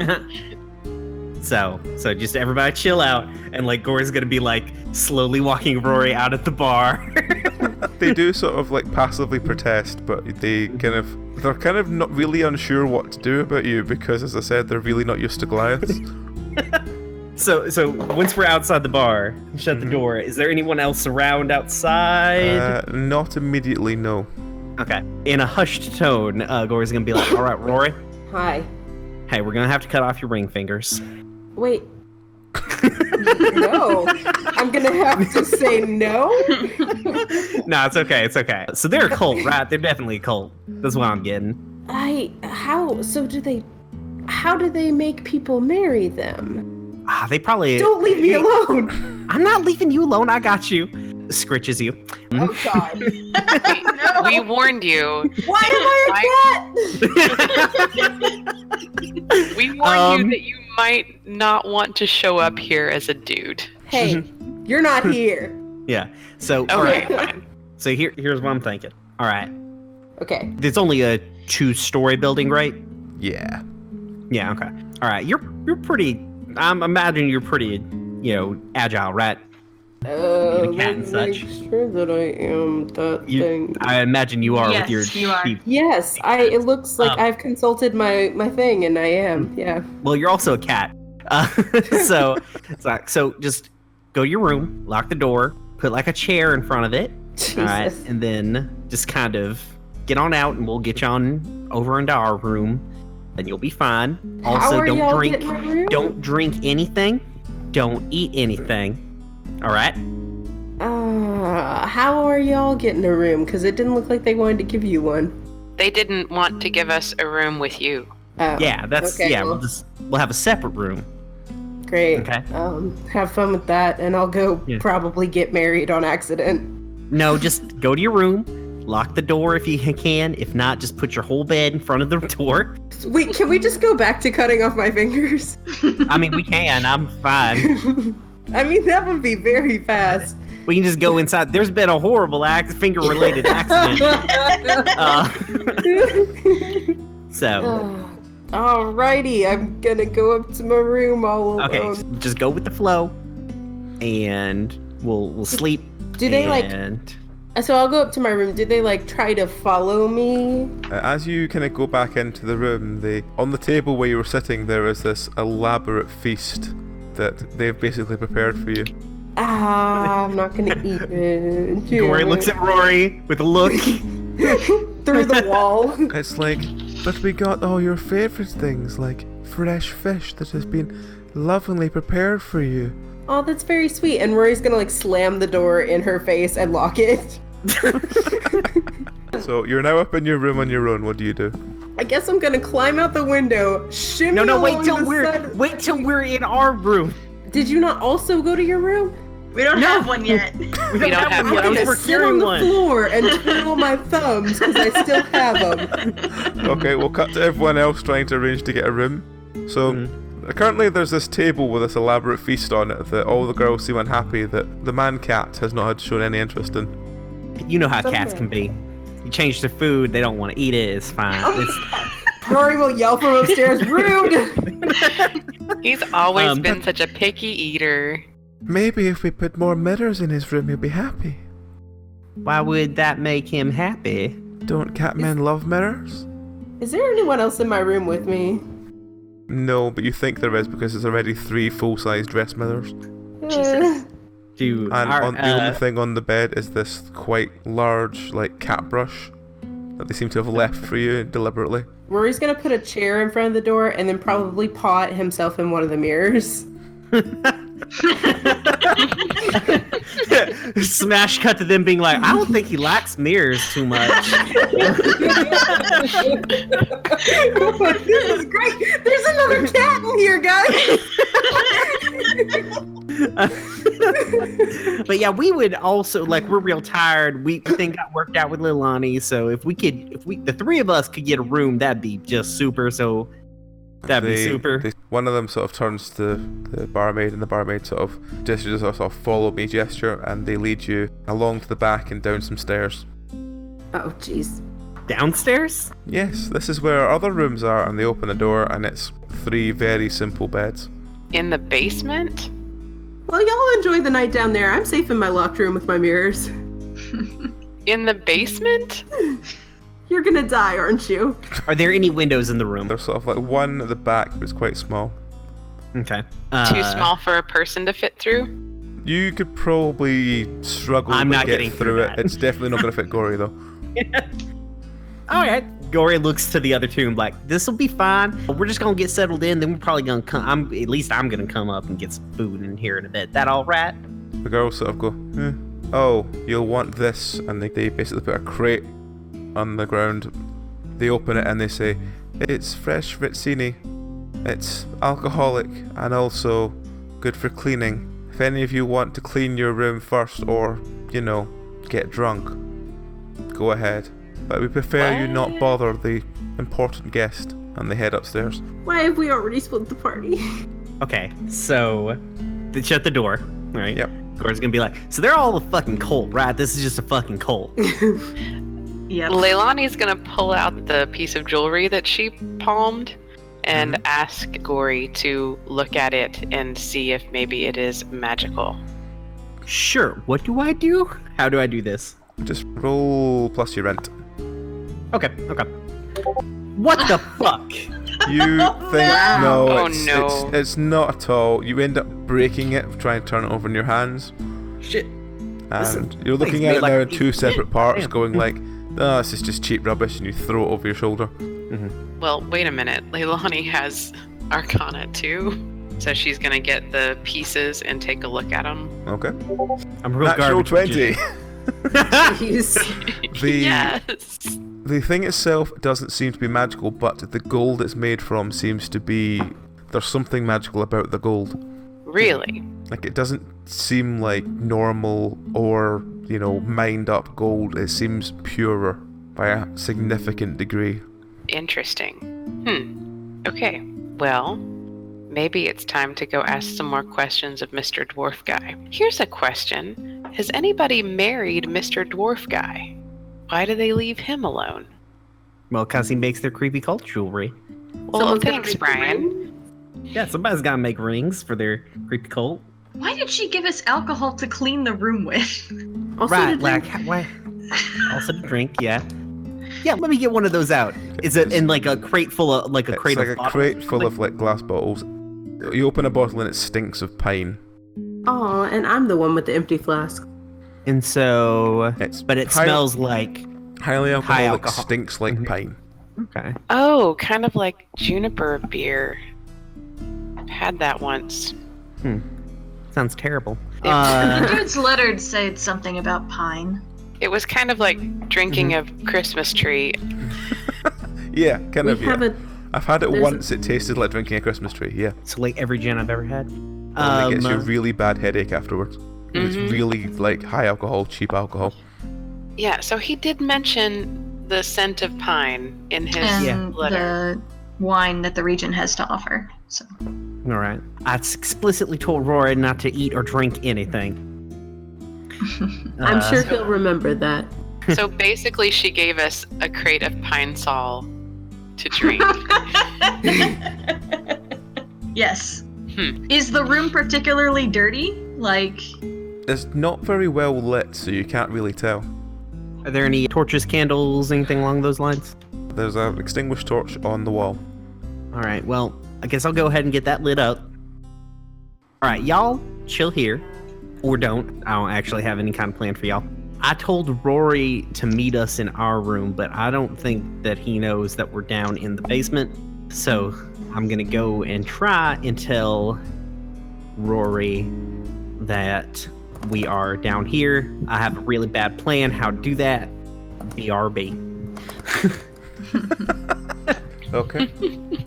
So, as you come back up the stairs, you notice that the women seem to have been cooking meats and fish and trying to waft the scent of this cooking towards Rory's door.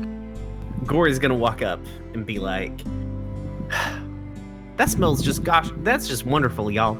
That is some great cooking. It reminds me of this old girlfriend that I used to have. She was a hell of a cook, but dang, that's real nice. I forgot something in my cart. I'm gonna be all right back. I just don't want you guys to think that I don't know, whatever. Peace.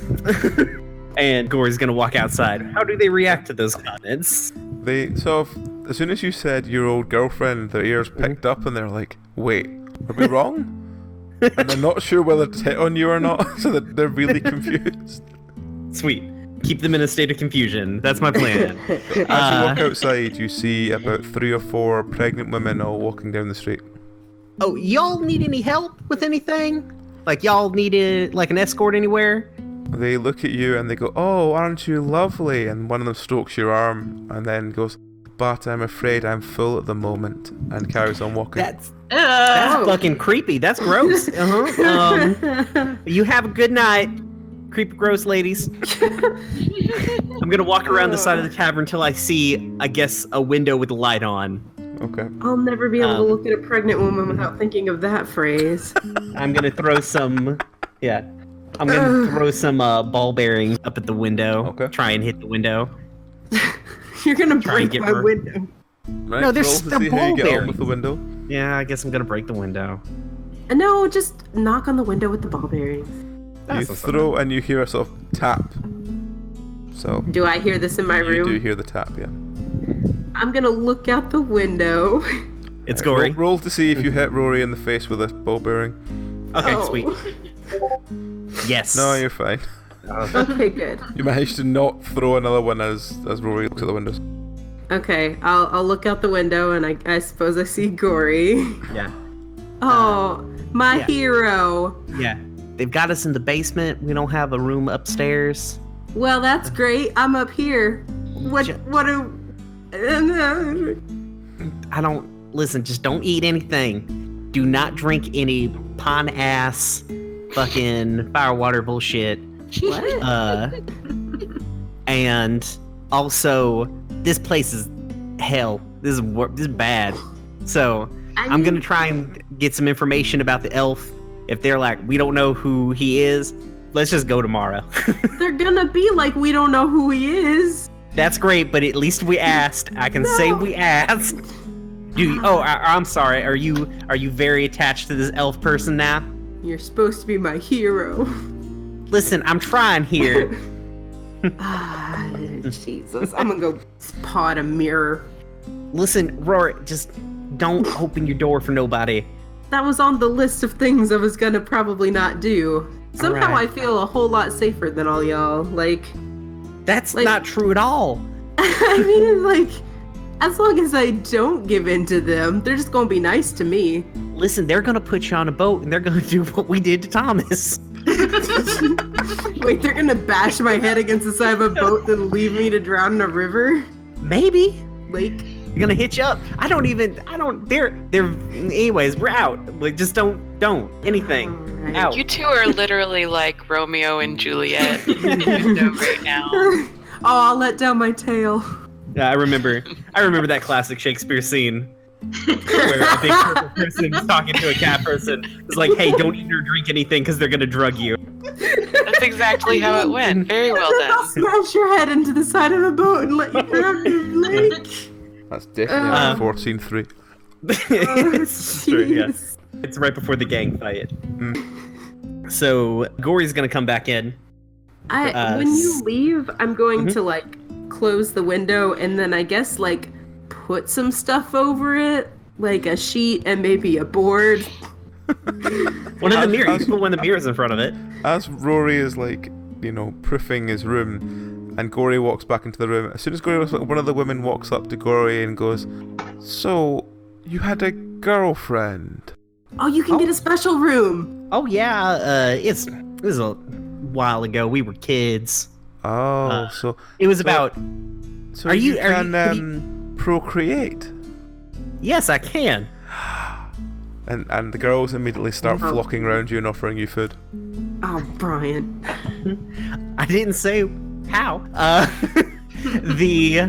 Oh, thank you. I actually, that's what I was getting because I didn't realize there was any other food. I just ate at the cart.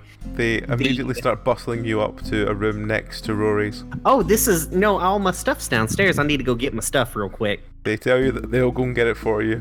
Oh, jeez. What have you Okay. done? If you could, I actually rather enjoyed that fancy wine. If you could bring one of them bottles up for me too, that'd be great.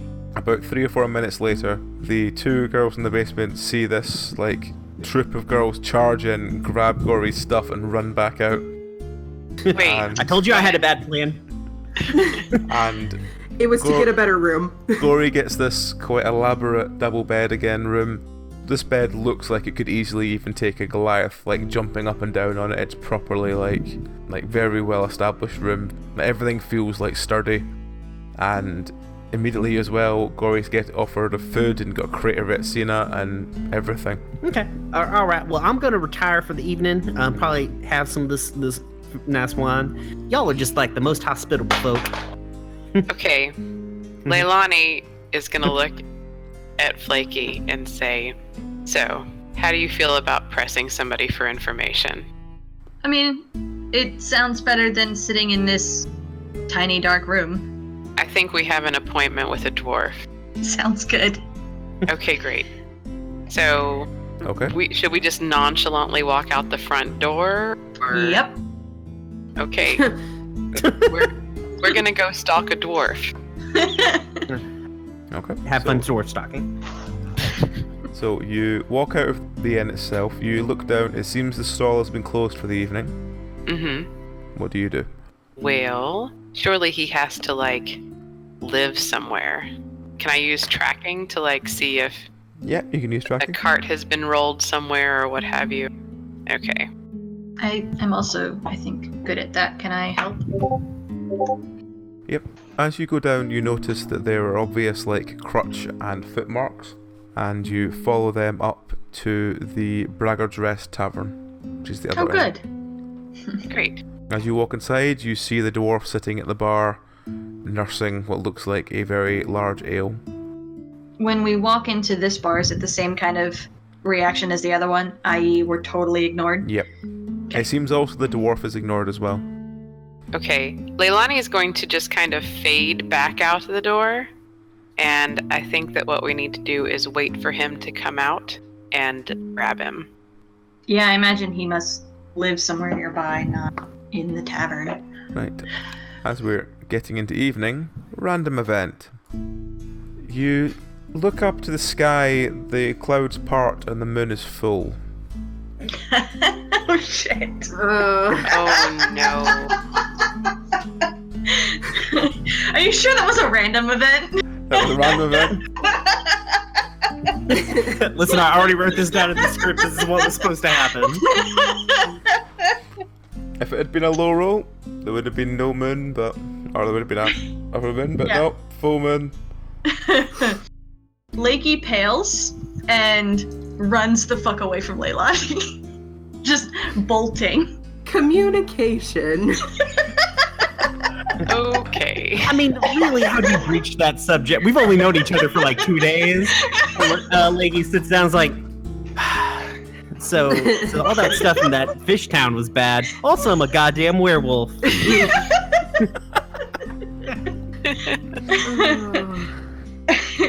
Well, Leilani's just gonna kind of look after the fleeing back of Flaky and be like, huh, well, fuck her. And continue stalking Dwarf. So, how long are you going to wait outside, or what are you going to do? Are you going to elaborate trap, or is it just going to be a... It's gonna be once he, well, does he come out? Or... Let's see. Natural 20. No, he doesn't. You wait there for about 4 hours, the dwarf isn't there, and when you poke your head back in, the dwarf's not there. Oh, well, crap. Does this place have rooms? You go in and you try and speak to someone, they tell you that they have a room for you, and a very sort of yeah, whatever, and you get Okay. led along to a very small, basically looks like a cupboard with a bed in it. Mm-hmm. That's fine. As soon as that person's out of sight, I'm going to start trying other doors. Okay. So there's about 4 doors on this floor, and then there's another 2 tiers above it. Okay. I'm gonna listen at the doors first and see if there's any of a dwarf talking or anything like that. Okay, roll me a d20 to see how you get on.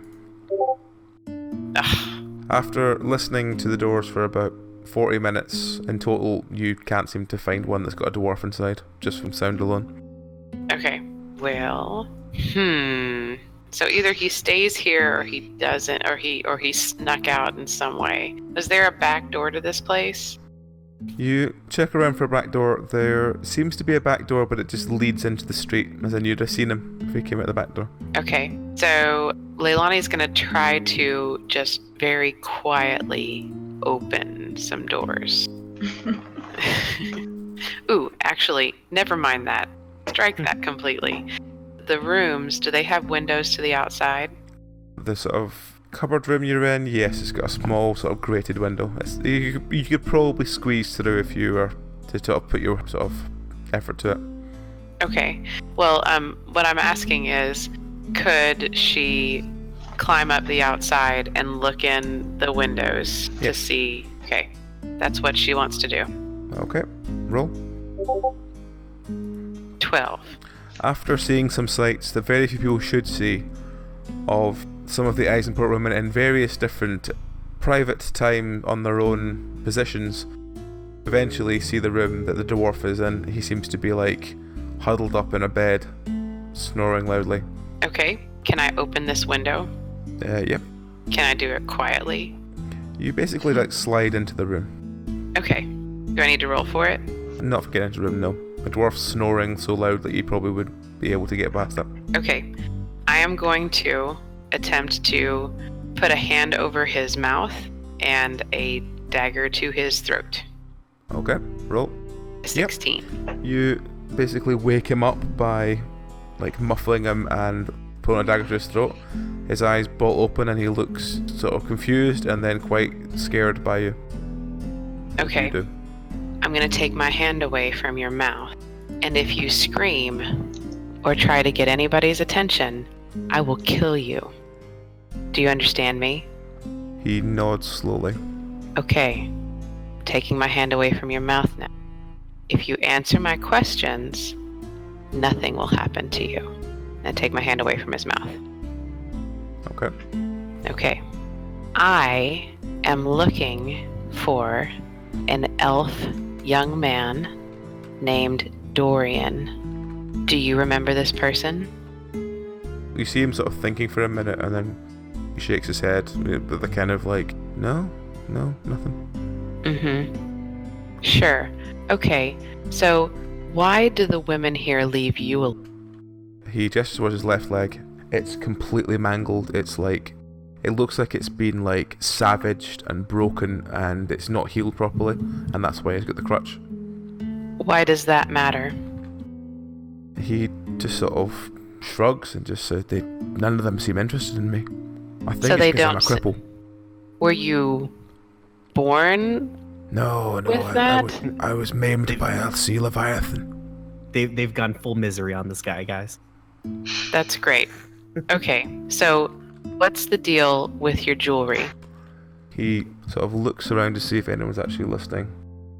And then he moves close to you and he just says, they bring me gold. They want these medallions. They want these mementos of something they've done. I think they only keep me here for it, but I'm getting old now. I think they want to replace me. The last couple were here. There was a crafter they had that I think they tried to seduce. If he hadn't fled to the south, I think my neck would have been on the line. They check everything every day. If anything even remotely is missing, I'm for the chop. Uh-oh. He looks at you and says, what do you mean, uh-oh? Well, let's just say that suddenly it's in your best interest to A, help me, and B, leave with me when I'm done. His eyes grow really wide and he goes, oh, fuck. Yeah, that's right. So where does this gold that they use come from? I don't know. It comes in on the sea boats with all the fish. The sea boats with all the fish. Okay, what do you think is going on? Everywhere that we've been, people say that men come here and they never come back. I know they've been trying to replace me for the past 10 years. That's why they've got me to train the women now. But the women, they can't craft the way I do. They either draw it too thin or they draw it too thick and the material just snaps. It's not got the master dwarven craftsmanship to it. I don't know why they're trying to replace me. I think that maybe I've outlived my usefulness, but they seem to always enjoy my gold. So you said that these things are mementos of things that they have done. What are these things that they have done? Marriages. They get men to marry them. Then a couple of weeks later they end up with these bracelets from it. Or they suddenly end up with gold and the man doesn't show up anymore. Oh.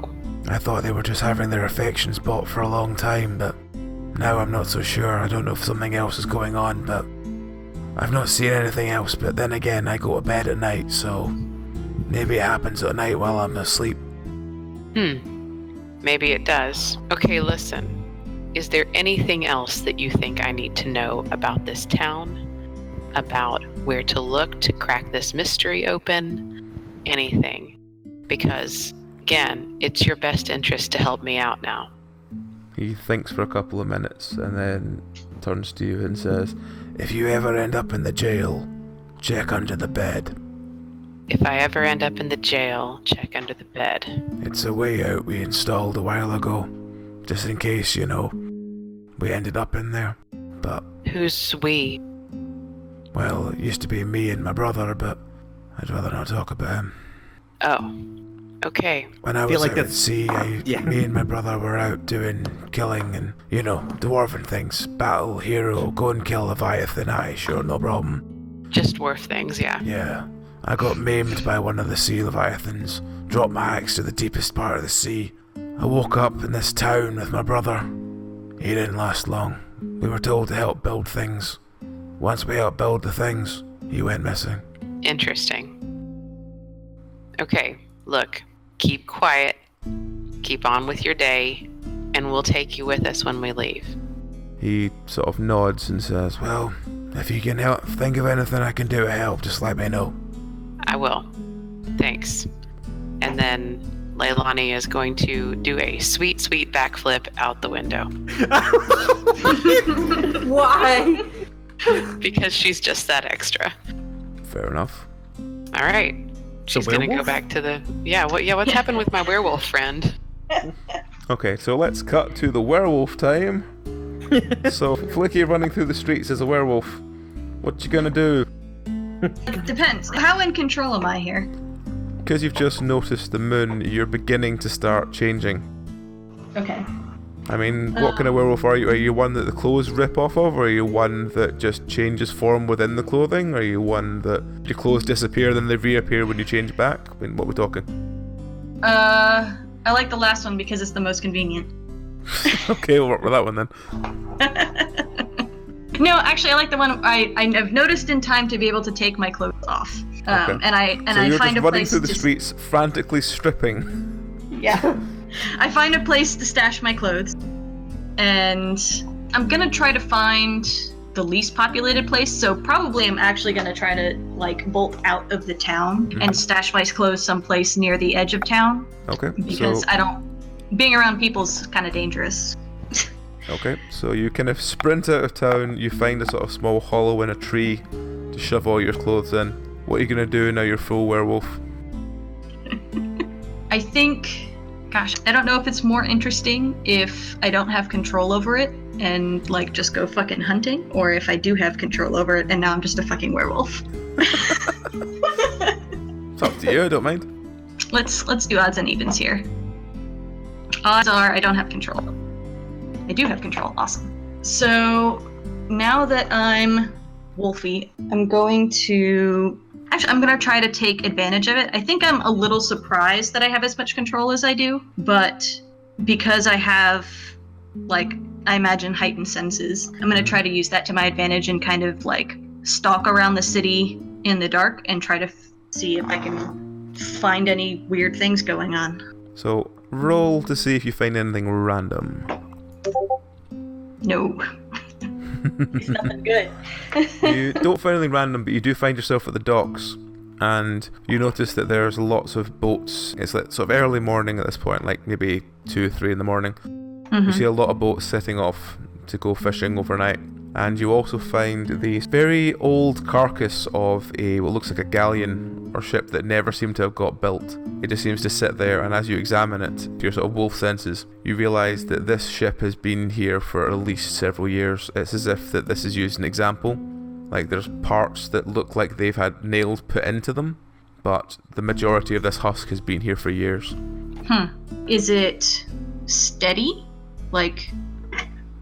Does it look like it's... it would be like shipbuilding, but as I said, it looks like it's... Okay, so it's like dry docked. Yeah, it looks like it's been used as an example.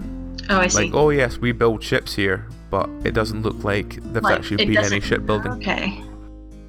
Huh. Well, I think I'd like to investigate some of the other boats and see what kind of condition they're in then.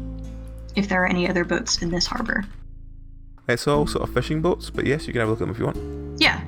Okay, so roll to examine a fishing boat. Jesus.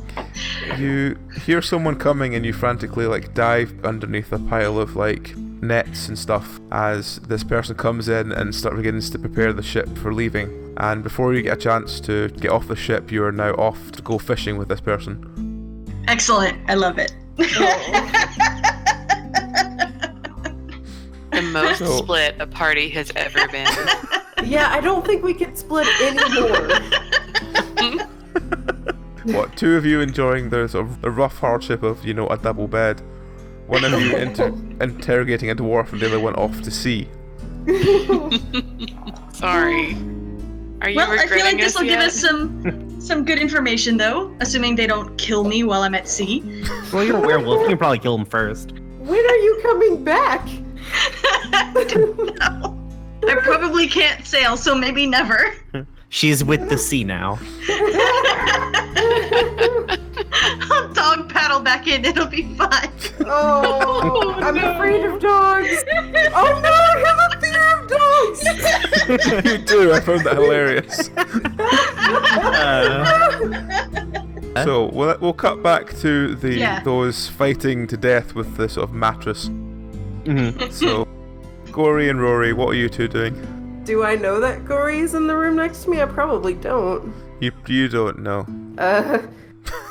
You just hear the hustle and can I- bustle of someone in a room next to you. Can I look around my room and see, like, is there anything useful that I can find? You sort of look around, you find, as I said, your room's full of mirrors, and you do find, after a while looking, that you do find a crate of Rizzini, which seems to have been propped up somewhere. Okay. Well, I've got that. I think Gory has also ordered a bottle. Yeah. I mean, do you want to burn the place down, or do you want me to? Well, what I was planning to do is I was going to stuff a bunch of stuff under the sheets on my bed so it looks like there's somebody in my bed. Does the door open in or out? It opens in. Ah, wonderful. So just past the arc of the door, I'm gonna put kind of like a handful of ball bearings, and then I'm gonna take a chair, sit behind where the door opens, so if it opens up, it bops me, and then I'm gonna turn out the light and probably chill out there and see what happens. Okay, so you're preparing an all-night trap. Okay, right. Yeah. Okay. Yeah, that way if I fall asleep, they'll wake me up. Okay. It's fine. Oh, I've Right. got that bottle of booze with me, so. Okay. Listen, I'm very prepared to burn this bar to the ground. It's not the first bar I've burned to the ground. Look, I was wondering if you wanted to do it or if you wanted me to do it. That's my backup plan. I'm fine burning everything to the ground. Like, this character is very different from Korra. If I was playing Korra, I would be much different, but Listen, it's a creepy cult. yeah, we can just burn it to the ground. It's They're fine. I'll be trading naked in- on a boat out at sea Yeah. in the morning. They're obviously trading poor men for fish gold. The purest of fish gold. Oh, Brian. Do you still call it like 24 karat gold if it's fish gold? What do fish eat instead of carrot? Carrot is a unit of weight. I know it is. I'm joking. Yeah, it's 24. It's 24 plankton gold. Okay. Thanks, guys. Right. You're welcome. Okay.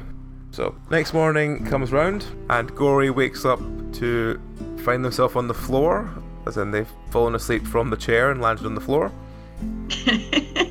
Rory has woken up and is being driven mad by all the sort of smell of food coming from downstairs. Oh, yeah. Did Lilani go back to her in-room after, or? No. Lil and I slept on the roof Nice. of the inn. Okay. fair enough. Edgiest of edge. And Just like pumping that My Chemical Romance CD. Yes. and You know it. Flaky is currently absent. I will tell you what happens with her later. I'm on a boat. On a boat, yo! Bye forever. So, what is Gory and Rory doing? We'll start with those two. Gory's gonna get themselves up, straighten themselves, kind of like slip the bottle of wine into their bag, and then go knock on Rory's room. Okay. Sorry, I'm not supposed to open the door for anyone. Well, that's a good answer, but it's me. Sorry, I'm not supposed to open the door for anyone.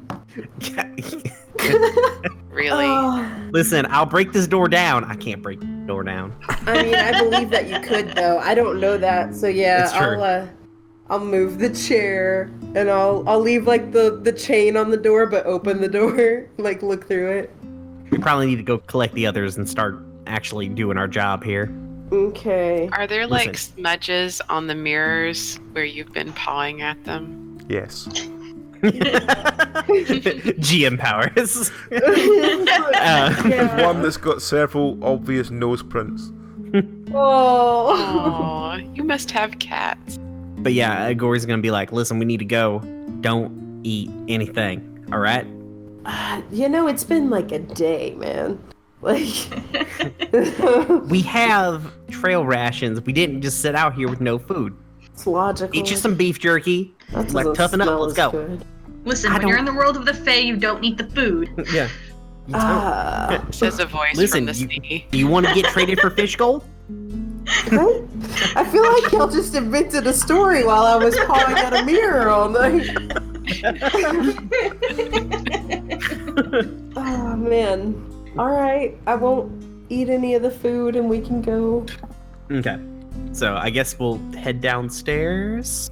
Okay. Leilani, are you just gonna? Sneak in Leilani's through the window like Batman. Leilani sticks the landing right in front of you guys as you walk out. You head downstairs. There's immediately this banquet of food awaiting you, and as soon as you come down, the girls are very, as before, they're like very on top of Rory and Gory, and they're like, as I said before, the massages and they like trying to like feed you grapes kind of thing. Right. Do you have anything you need to do about this, Rory? Beef jerky. Okay. So, like, Gory's gonna, Gory's gonna direct Rory toward a table, and then all of a sudden stop and turn to like one of the ladies and be like, "What time is it?" It doesn't matter what At this actually. point, the ladies kind of sort of like go, "Oh, morning prayer is only in about half an hour."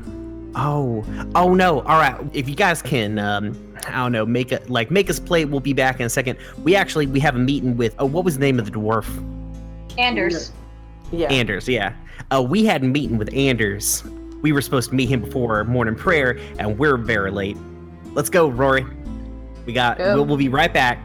We just gotta check in with him real quick, and then we'll be back for food. Okay. The girls look quite confused that Anders is talking to you. They're like, "Oh, okay." Yeah, he's kind of gruff, but he seems like a softie, really, to me. Bye. Oh my God. Okay.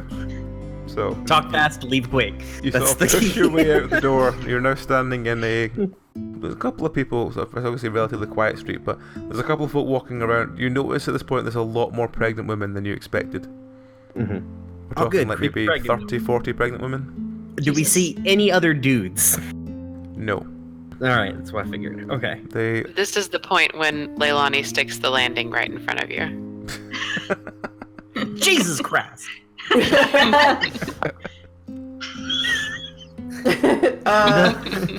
Good morning. That's all, folks. God damn. What? Wake up, Lakey. Lakey flakied on me last night and just kind of ran away. So I don't know where that fucker is. God damn it. Yeah. However, I did get some really great information out of a dwarf, and I'm gonna tell them the whole saga. okay. All right, so they have.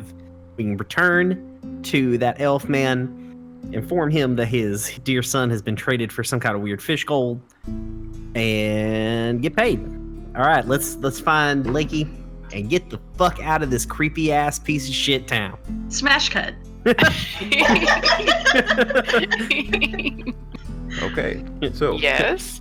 To one naked werewolf. what you wanted to do to try and find Flaky?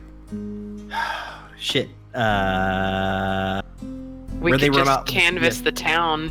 Yeah, I guess we need to canvas the town. Ooh, no, you know what we could do? Okay, we could go back to the spot where I was and use tracking. You Oh, can, I mean, yes. That seems like a good plan. Yeah. Okay. We'll do that. Roll tracking. And 11. You follow the trail and eventually you find a tree. You look in the horror of the tree and you find all of her clothes. Okay. That's This weird. sounds far more interesting than it seems like. Maybe we had this place pegged wrong. Okay, I certainly so do not think so. So you just put anything? your, dove your hand into a hollow in a tree, pulled it out, and it's all of Flaky's Flaky's robe, and you're like, why is this here? Right. That's really odd. Is there? Because guys, literally, they ran away like their hair was on fire, just for no apparent reason, for zero reason. So were they just really wanting to be naked? I don't know. Did she drink any of that weird pine liquor? No. You're currently looking around the bottom of the tree, and up to the tree you see it's like human feet, and from the tree there's like wolf prints, and you're like, did she climb the tree? Is there any evidence that the tree was climbed? Roll to see what you find. Should I add tracking to it? Yep. 12. You're mildly convinced that she must have climbed the tree. Why would... You all start trying to Why climb the would tree you- to find out where she could have gone. If she was treed by a wolf, why would she take her clothes off and disappear? I think we've broken Danielle. Oh yeah. Talk about derailing the campaign, Jesus. Because that's what you do, definitely, when you're treated by a wolf, is immediately take all your clothes off. Yeah. I don't like the thought that there's wolves around here. Is that... I feel like wolves are the least of our worries, Rory, for real. Not true. I don't Okay. see creepy cults on my list of fears. All right. So. Alright, so we have no idea where to go. It's up to you what you want to do, but you basically are assured that you try and climb the tree and find out where she's gone, but you notice there's Can- wolf tracks going all the way around the tree. Can I try a tracking, maybe? Okay. Let's see if the dice like me more than Shannon. They probably do. Nope. They certainly do not. You're basically like, we shouldn't follow this, it's wolves, no wolves, no, Yep. no. That makes no. sense. All right. So calm down. A. B. Like he's been eaten by wolves. There's no blood. Rip our friend. There's no Pay blood. respects for Lakey. The There's no blood. well, maybe she jumped down and ran for a bit or something. Like Maybe she Maybe died they- real tired. Well, then we should follow the wolf. maybe the creepy cult has like hunting dogs. I don't like that. No, I mean that's bad. They're a creepy cult. We don't like anything. They do. Yeah. Not why, but okay. So, yeah. Okay, Yeah, let's follow them wolf tracks. Okay. Oh, jeez. rolling it. 22. There we go. Okay, yes, you decide you're going to follow the wolf tracks. They lead you all the way around town, and you walk past the schoolhouse as you hear a prayer going off. Do you want to listen to it, or do you want to carry on? Let's listen to the prayer. Okay. You kind of cut in halfway through, but you hear the words, "We walk your will upon the shore, that the sea may meet the land. Bless our days with your glory and deliver us from the great cold one. Cast us not into the deep below, but bring us to your side beyond the waves. Blessed be." Anybody got religion? Nope. Nah. No. That's all fun. Anyone got religion? No. We're a bunch of atheists here. Okay. So, I didn't take that. you continue following the tracks. You get down to the docks. As you get down to the docks, you sort of hear there's a sort of group of people being a sort of commotion, and you try and work out what it is, and you find hanging upside down by her ankles is Flaky, being dragged away by a group of women who are just like, "We don't know where this one came from, it just turned up on the ship, so we're going to put it in the cells." And And all you hear is this as Flaky is basically bound and gagged and dragged away. How many women? Well, it looks like the mob around you seems to be mostly sailors, or about 50. But the sort of women dragging her away seems to be 2 or 3. None of the women are from, like, the bar we've been staying in, right? They're not from that bar, no. Okay. Wonderful. Anyone else got a crazier plan? You notice a lot of the women that are, like, the fisher women, they seem to be a lot older than a lot of the other girls. Mm-hmm. And they seem to be less interested in jewelry. Okay. Gory's gonna walk up and be like, "Excuse me, ladies." Walk up to the 2 ladies. That is they're not gonna believe that she is my sister because I'm a big purple person. We're all married. That is my... None of us. That is my charge. Where did you find her? You look down at Flaky's body, which is covered in very well-placed netting to kind of keep sort of modesty. Mm-hmm. And all you hear is as she's got some kind of gag in at the moment. And the woman goes, "She will be taken away. She was found in the sea." Well, she's a swimming sort. Like, did she get pulled up out of the ocean? Did one of your boats net my charge? She got fished up out of the sea.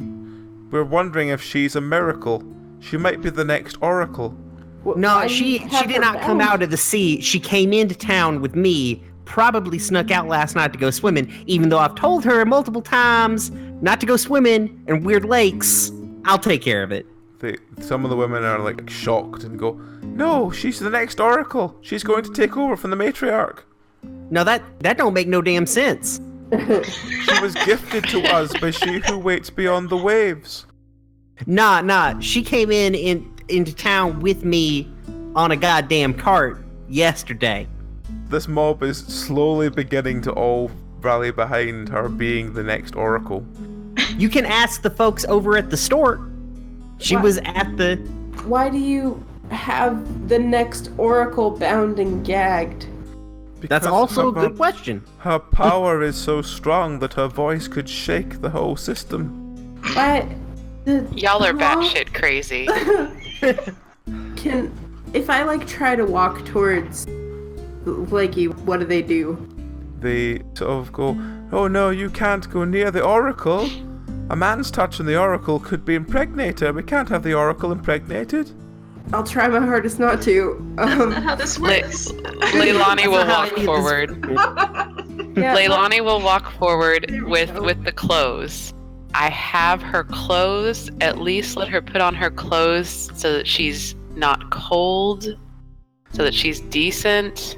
Surely you don't mind her putting on her clothes. Let's see how the crowd react. The crowd tell you that we will not dress our oracle as a pauper. The oracle will be dressed in the finest gold. And with this, the crowd all pick up Flaky and start carrying her towards the temple. Well, bye.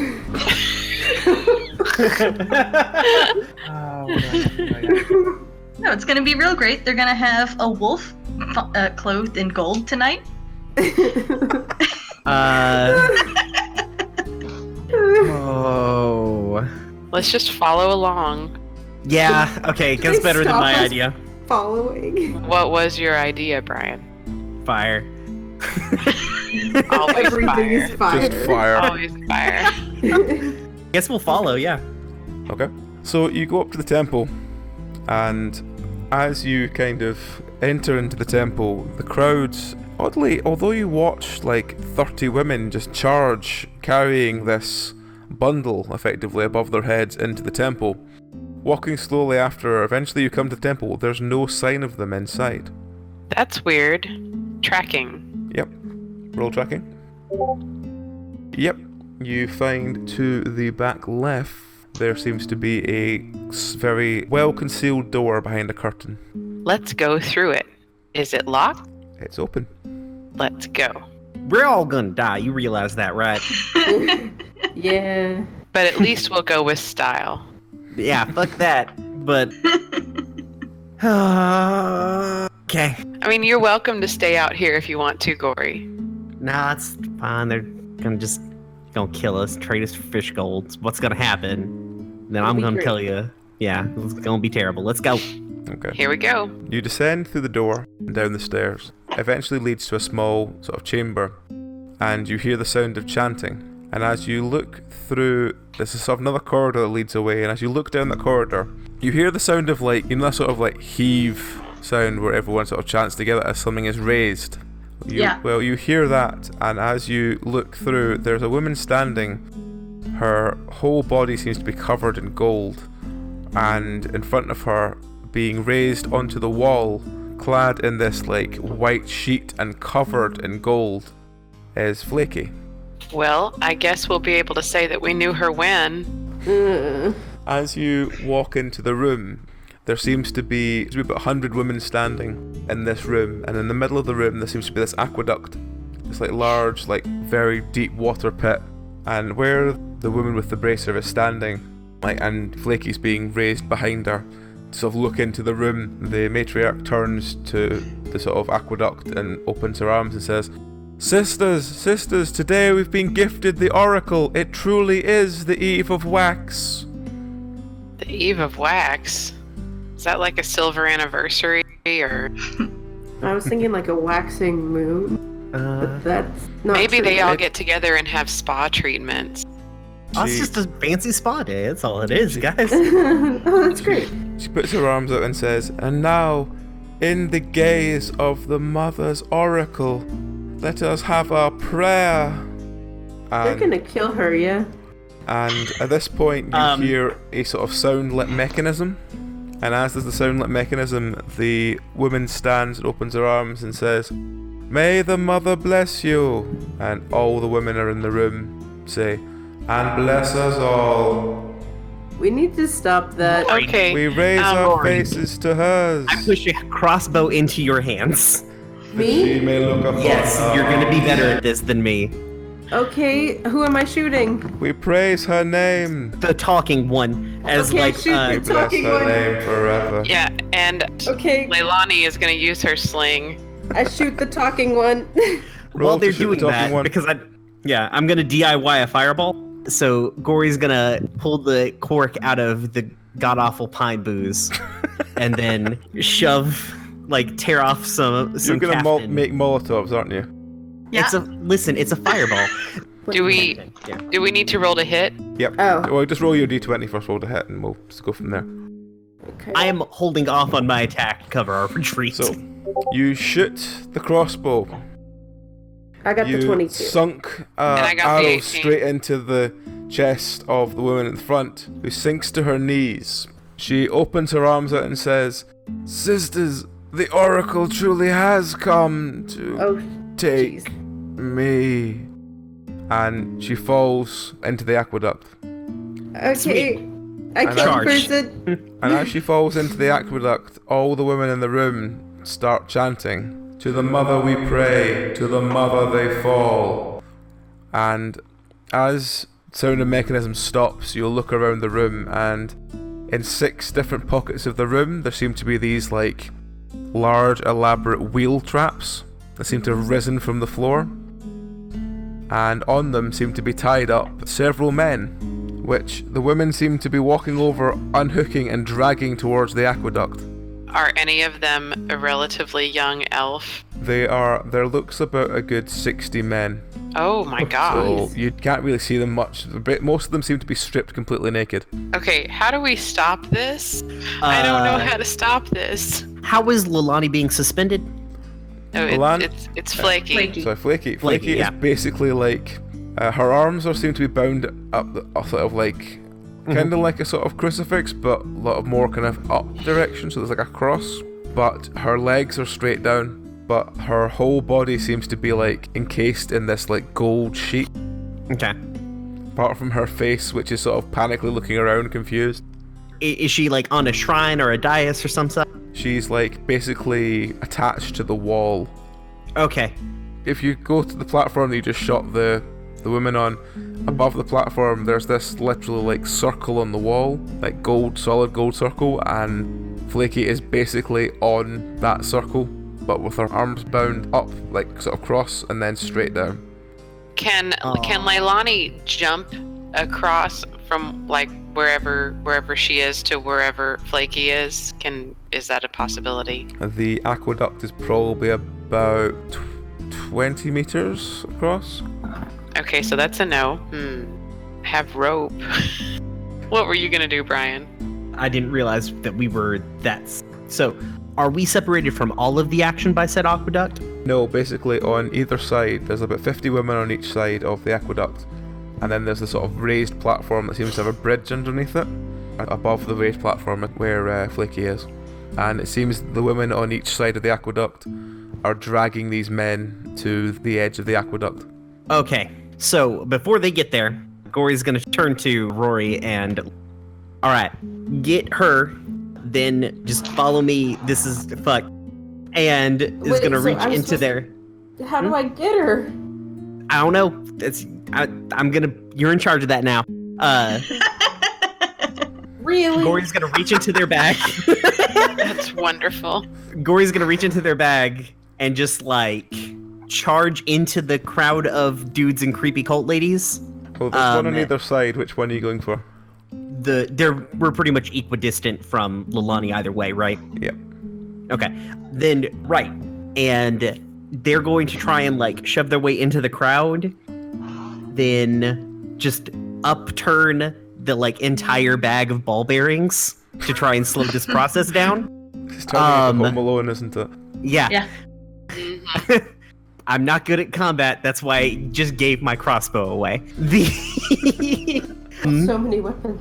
And then I'm going to pull out a flask of holy water, and if I can get within throwing distance of that weird shrine or whatever the hell is going on over there, I'm just gonna chuck this holy water at that.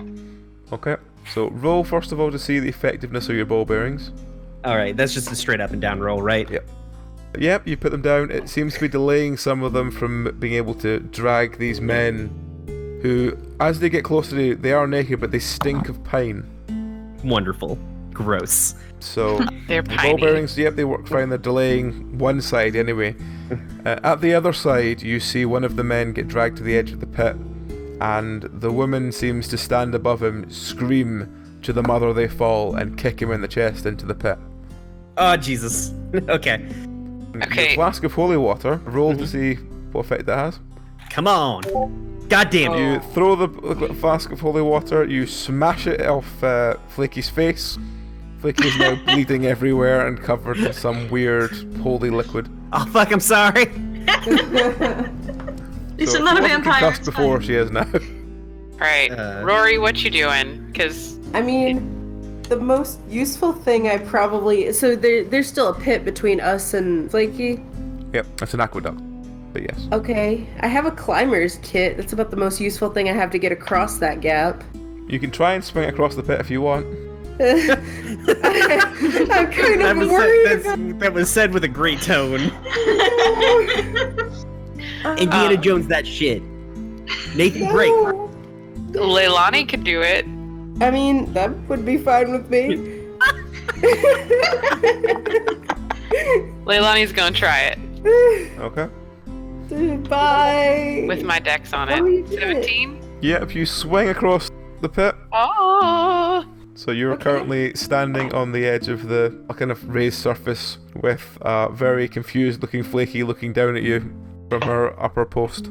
I will cut Flaky's bonds. Okay. What are you going to use? A dagger. Okay.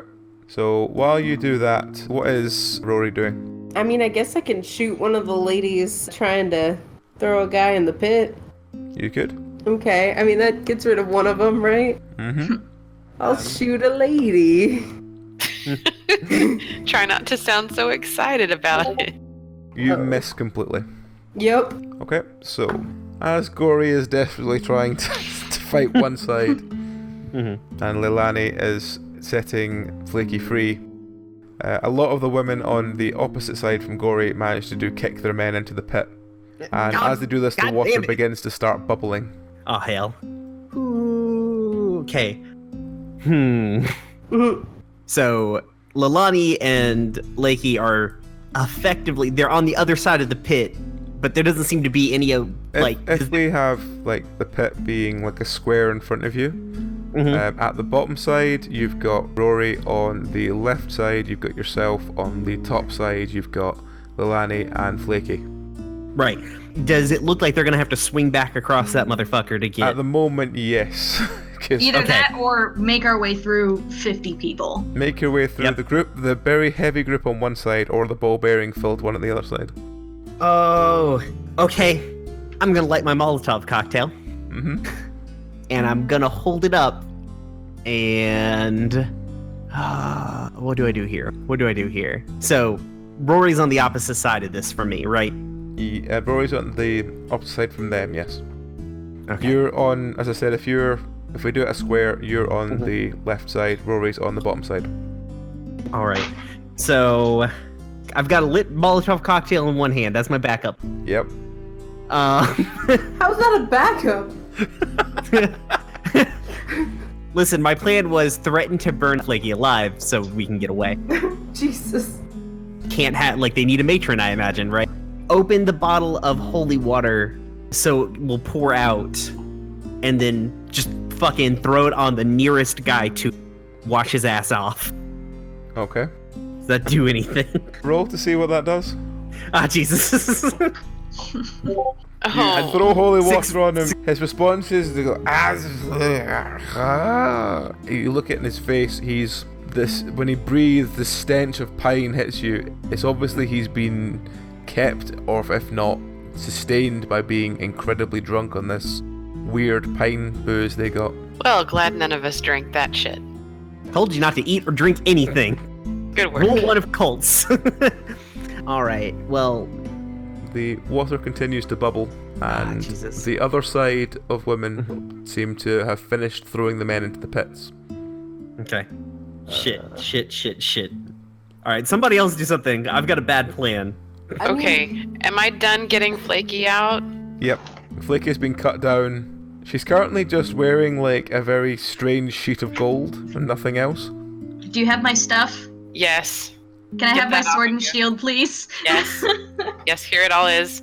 And get that weird sheet of gold off of you. Maybe it's magic. Yeah, probably. Okay. I don't know. We don't know. So just naked sword shield ready to fucking fight. Yeah, okay.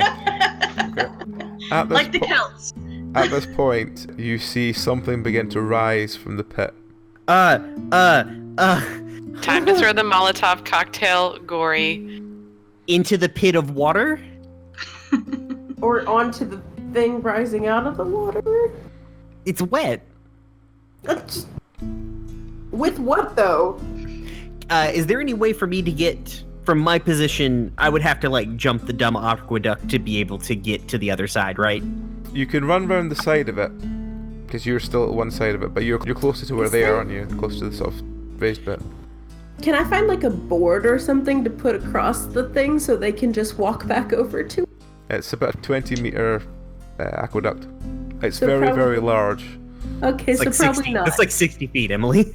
As you kind of debating what to do, you see it's like a humanoid thing rises from the water, but it's very grey skin. As it turns to face you, the like white eye shoots back to reveal a very thick black pupil. Its mouth cool. opens and it's got rows and rows and rows of really small, sharp teeth. Whew, you should have opened your mouth, son. Basically, you've got fishmen. Cool. Just one fishman or multiple fishmen? At the moment, just one, but as that one turns towards you and holds up a trident, you see more beginning to rise from the pit. Okay. Run. Flaky's gonna run around the side that Gory's on, and she's going to attack the women that are still holding men, and then try to get as many men out of here as possible. Leilani will join this effort. Okay. Yeah. Roll. Leilani both of misses. you try and like fight the women off, but because of the amount of ball bearings that are there, you're just like you're struggling. I can try to shoot another one, but it's just one. It's better than none. Fishman. Okay, I'll shoot another one. Fishman. You aim at one of the women, you pull the trigger, an arrow goes straight through her neck, and she just sort of collapses to the ground. The There's man one she was less. dragging starts rolling around on the floor like a sort of drunk fish. Leilani's gonna yell, Dorian, Is anybody here named Dorian? Dorian. I feel like we've had a great big misunderstanding. Are you a Dorian? Listen, y'all, I feel like this is just a big misunderstanding. We're just here for Dorian. We don't give a fuck about y'all fish cult. We don't care that this is happening at all. Okay, so Gory's gonna turn to everybody and be like, get to the fucking door. Because from all that we've seen, there's only like the one door that we came in, right? Yep. As far as we're aware. Cool. As you kind of are running around the side, a couple of the fishmen move up towards like where you are with their tridents out. And you also notice a couple seem to be going the other direction towards the women waiting on the other side, who seem to disrobe and sort of lie down on the ground waiting for them. Cool. This is gross. I mean, unless it's shape of water, in which case apparently Yeah, it's like, not. there we go. It's not hot. It's just cute, sweet. Oh, okay, cool. With my opposite hand, like I've got a lit Molotov cocktail in one hand, and a soaking wet fish man approaching me. Correct? Yep. All right. I reach into my bag, and I like pocket sand him with like a handful of fucking feathers.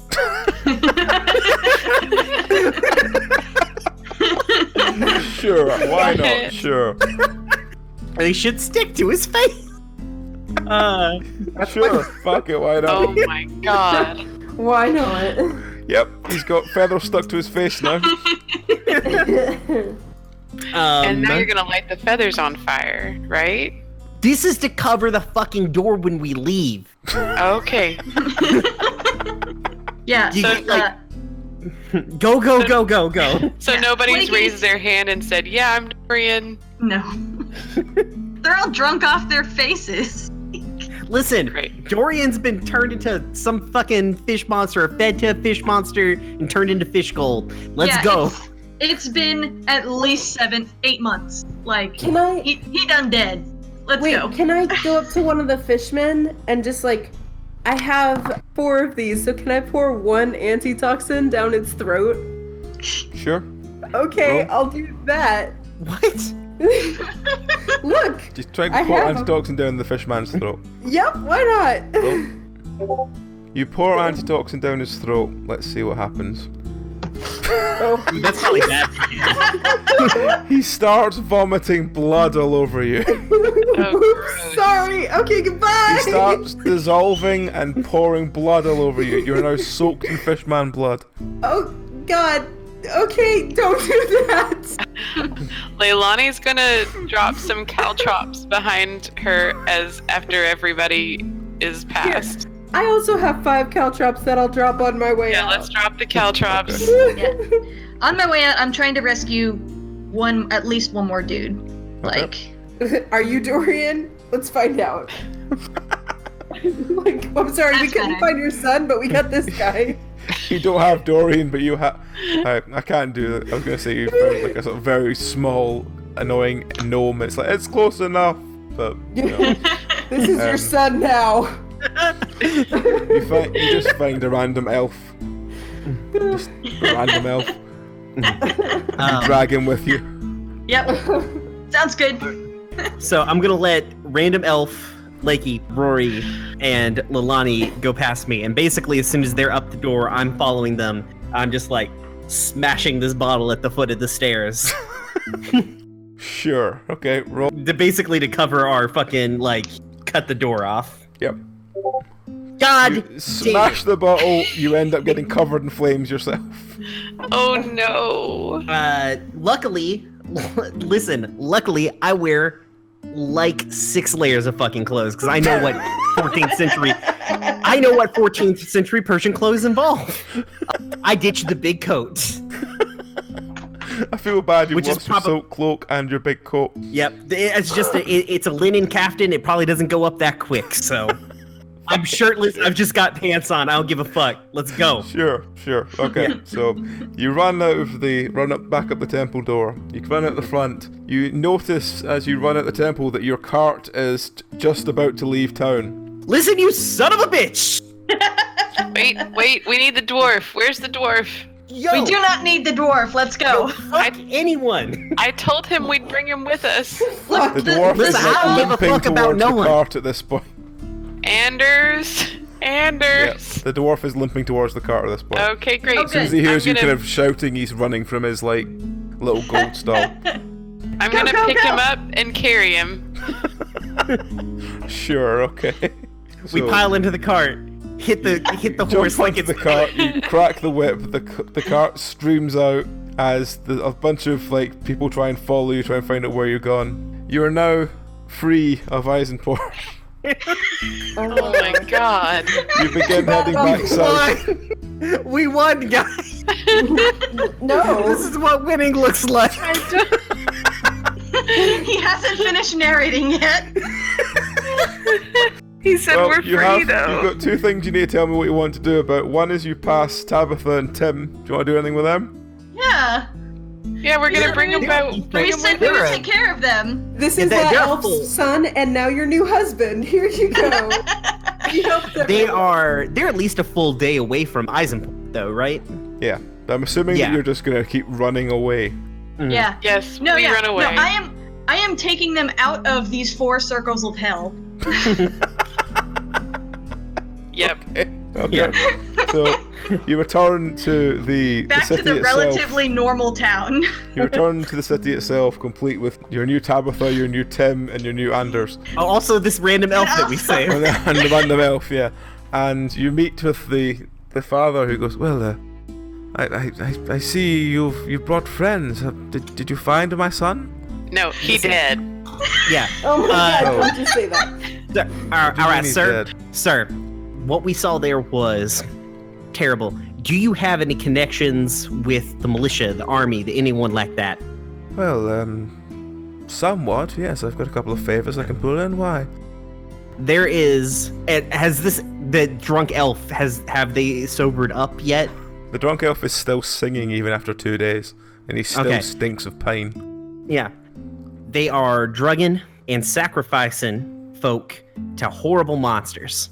And points to Anders, like, Anders can corroborate this. Looks at Anders with a pointed look of, like, corroborate this or else. Okay. And all they're gonna do is continue to lure folk in. Like, from what we've seen, we watched them kill 50 men. And unfortunately, I have to say that your son is most likely not made it there. Other elf. Hmm? We got this other elf. We got this other fella. Probably not your son. Would you like a new son? Here you go. Yeah. I don't know why we saved this man. Hopefully he can. Yeah, like he's Yeah, hopefully he can sober up and corroborate our story. We ain't telling you no tale. Like, Well, but goddamn, fuck. Your son's dead. There's a goddamn fish hell sex cult. Your son's dead. There's a fish cult. Sorry. Make sure when they send the militia, they only send women. No man. make sure they only send women. Yes. Yeah, it's a long story and it's gross. Because they try to fuck anyone with a penis, And then they turn them into fish and they fuck them too. and then they turn them into fish, and they actually. We're not 100% on the like how the fish sex economy works. He just looks at you with complete shock on his face and just at the end goes, are you sure that's what happened? Yes. Don't send anybody else up there. Right, well, thank you. I guess here's your gold. Nice. We get the gold even if we didn't bring your son. I feel almost Yeah, bad if you only wanted taking it information, now. we brought it. Okay, great. Listen, we are in fact the first people to go there and then return to him and tell him the fucking thing. That we know This of. is true, yes. Yeah. Well, that is the end of the one shot. Oh my god. Are So- you regretting having us no, do I'm this? not regretting a goddamn thing. It's been fantastic. It's been completely different. It's fantastic. But we are not I'm glad you feel that way. we are not done because you have to plug yourselves. So who are you? Why should people listen to you? Plug anything you've got going. Go. Hi, we are a few of the members of the cast of The Room Where It Happened, an actual play podcast built on communal world building and having fun with friends. Every Monday we have a new episode coming out. We play kind of like very hacked together version of 5th edition Dungeons and Dragons. in a kind of like rune punk 1920s sort of noir, like neo-noir cyberpunk sort of vibed world called Loom. We do a lot of like character-based drama, a lot of weird jokes and fancy romances and evil monsters. We do our best to tell fun stories best we can. We have by the time that this airs, we'll be having a new arc starting middle of October.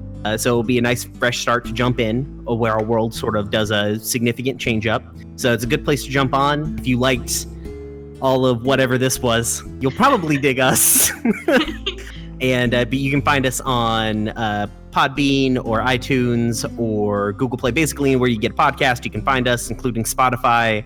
If you want to talk to us, you can hit us up on Twitter. It's at RoomwarePod. Also on Instagram at RoomwarePod. And by the time you're listening to this, we'll probably have a website that's roomwarepod.com. And if you dig, after you take a listen to us, if you dig it, you can also check us out on Patreon. It'll be patreon.com/roomwarepod. Yeah. All right, and I think that's our full plug. No. Thanks for having us. This was a lot of fun. This was a hell of a lot of fun. Sorry No about all the problem. things we did to your thing. No, Yeah, sorry. as I said, this is why I wanted to do this. I wanted it to completely weird, different takes on everything we do, because I think that's the best way of telling stories, is to have it completely different directions. Cool.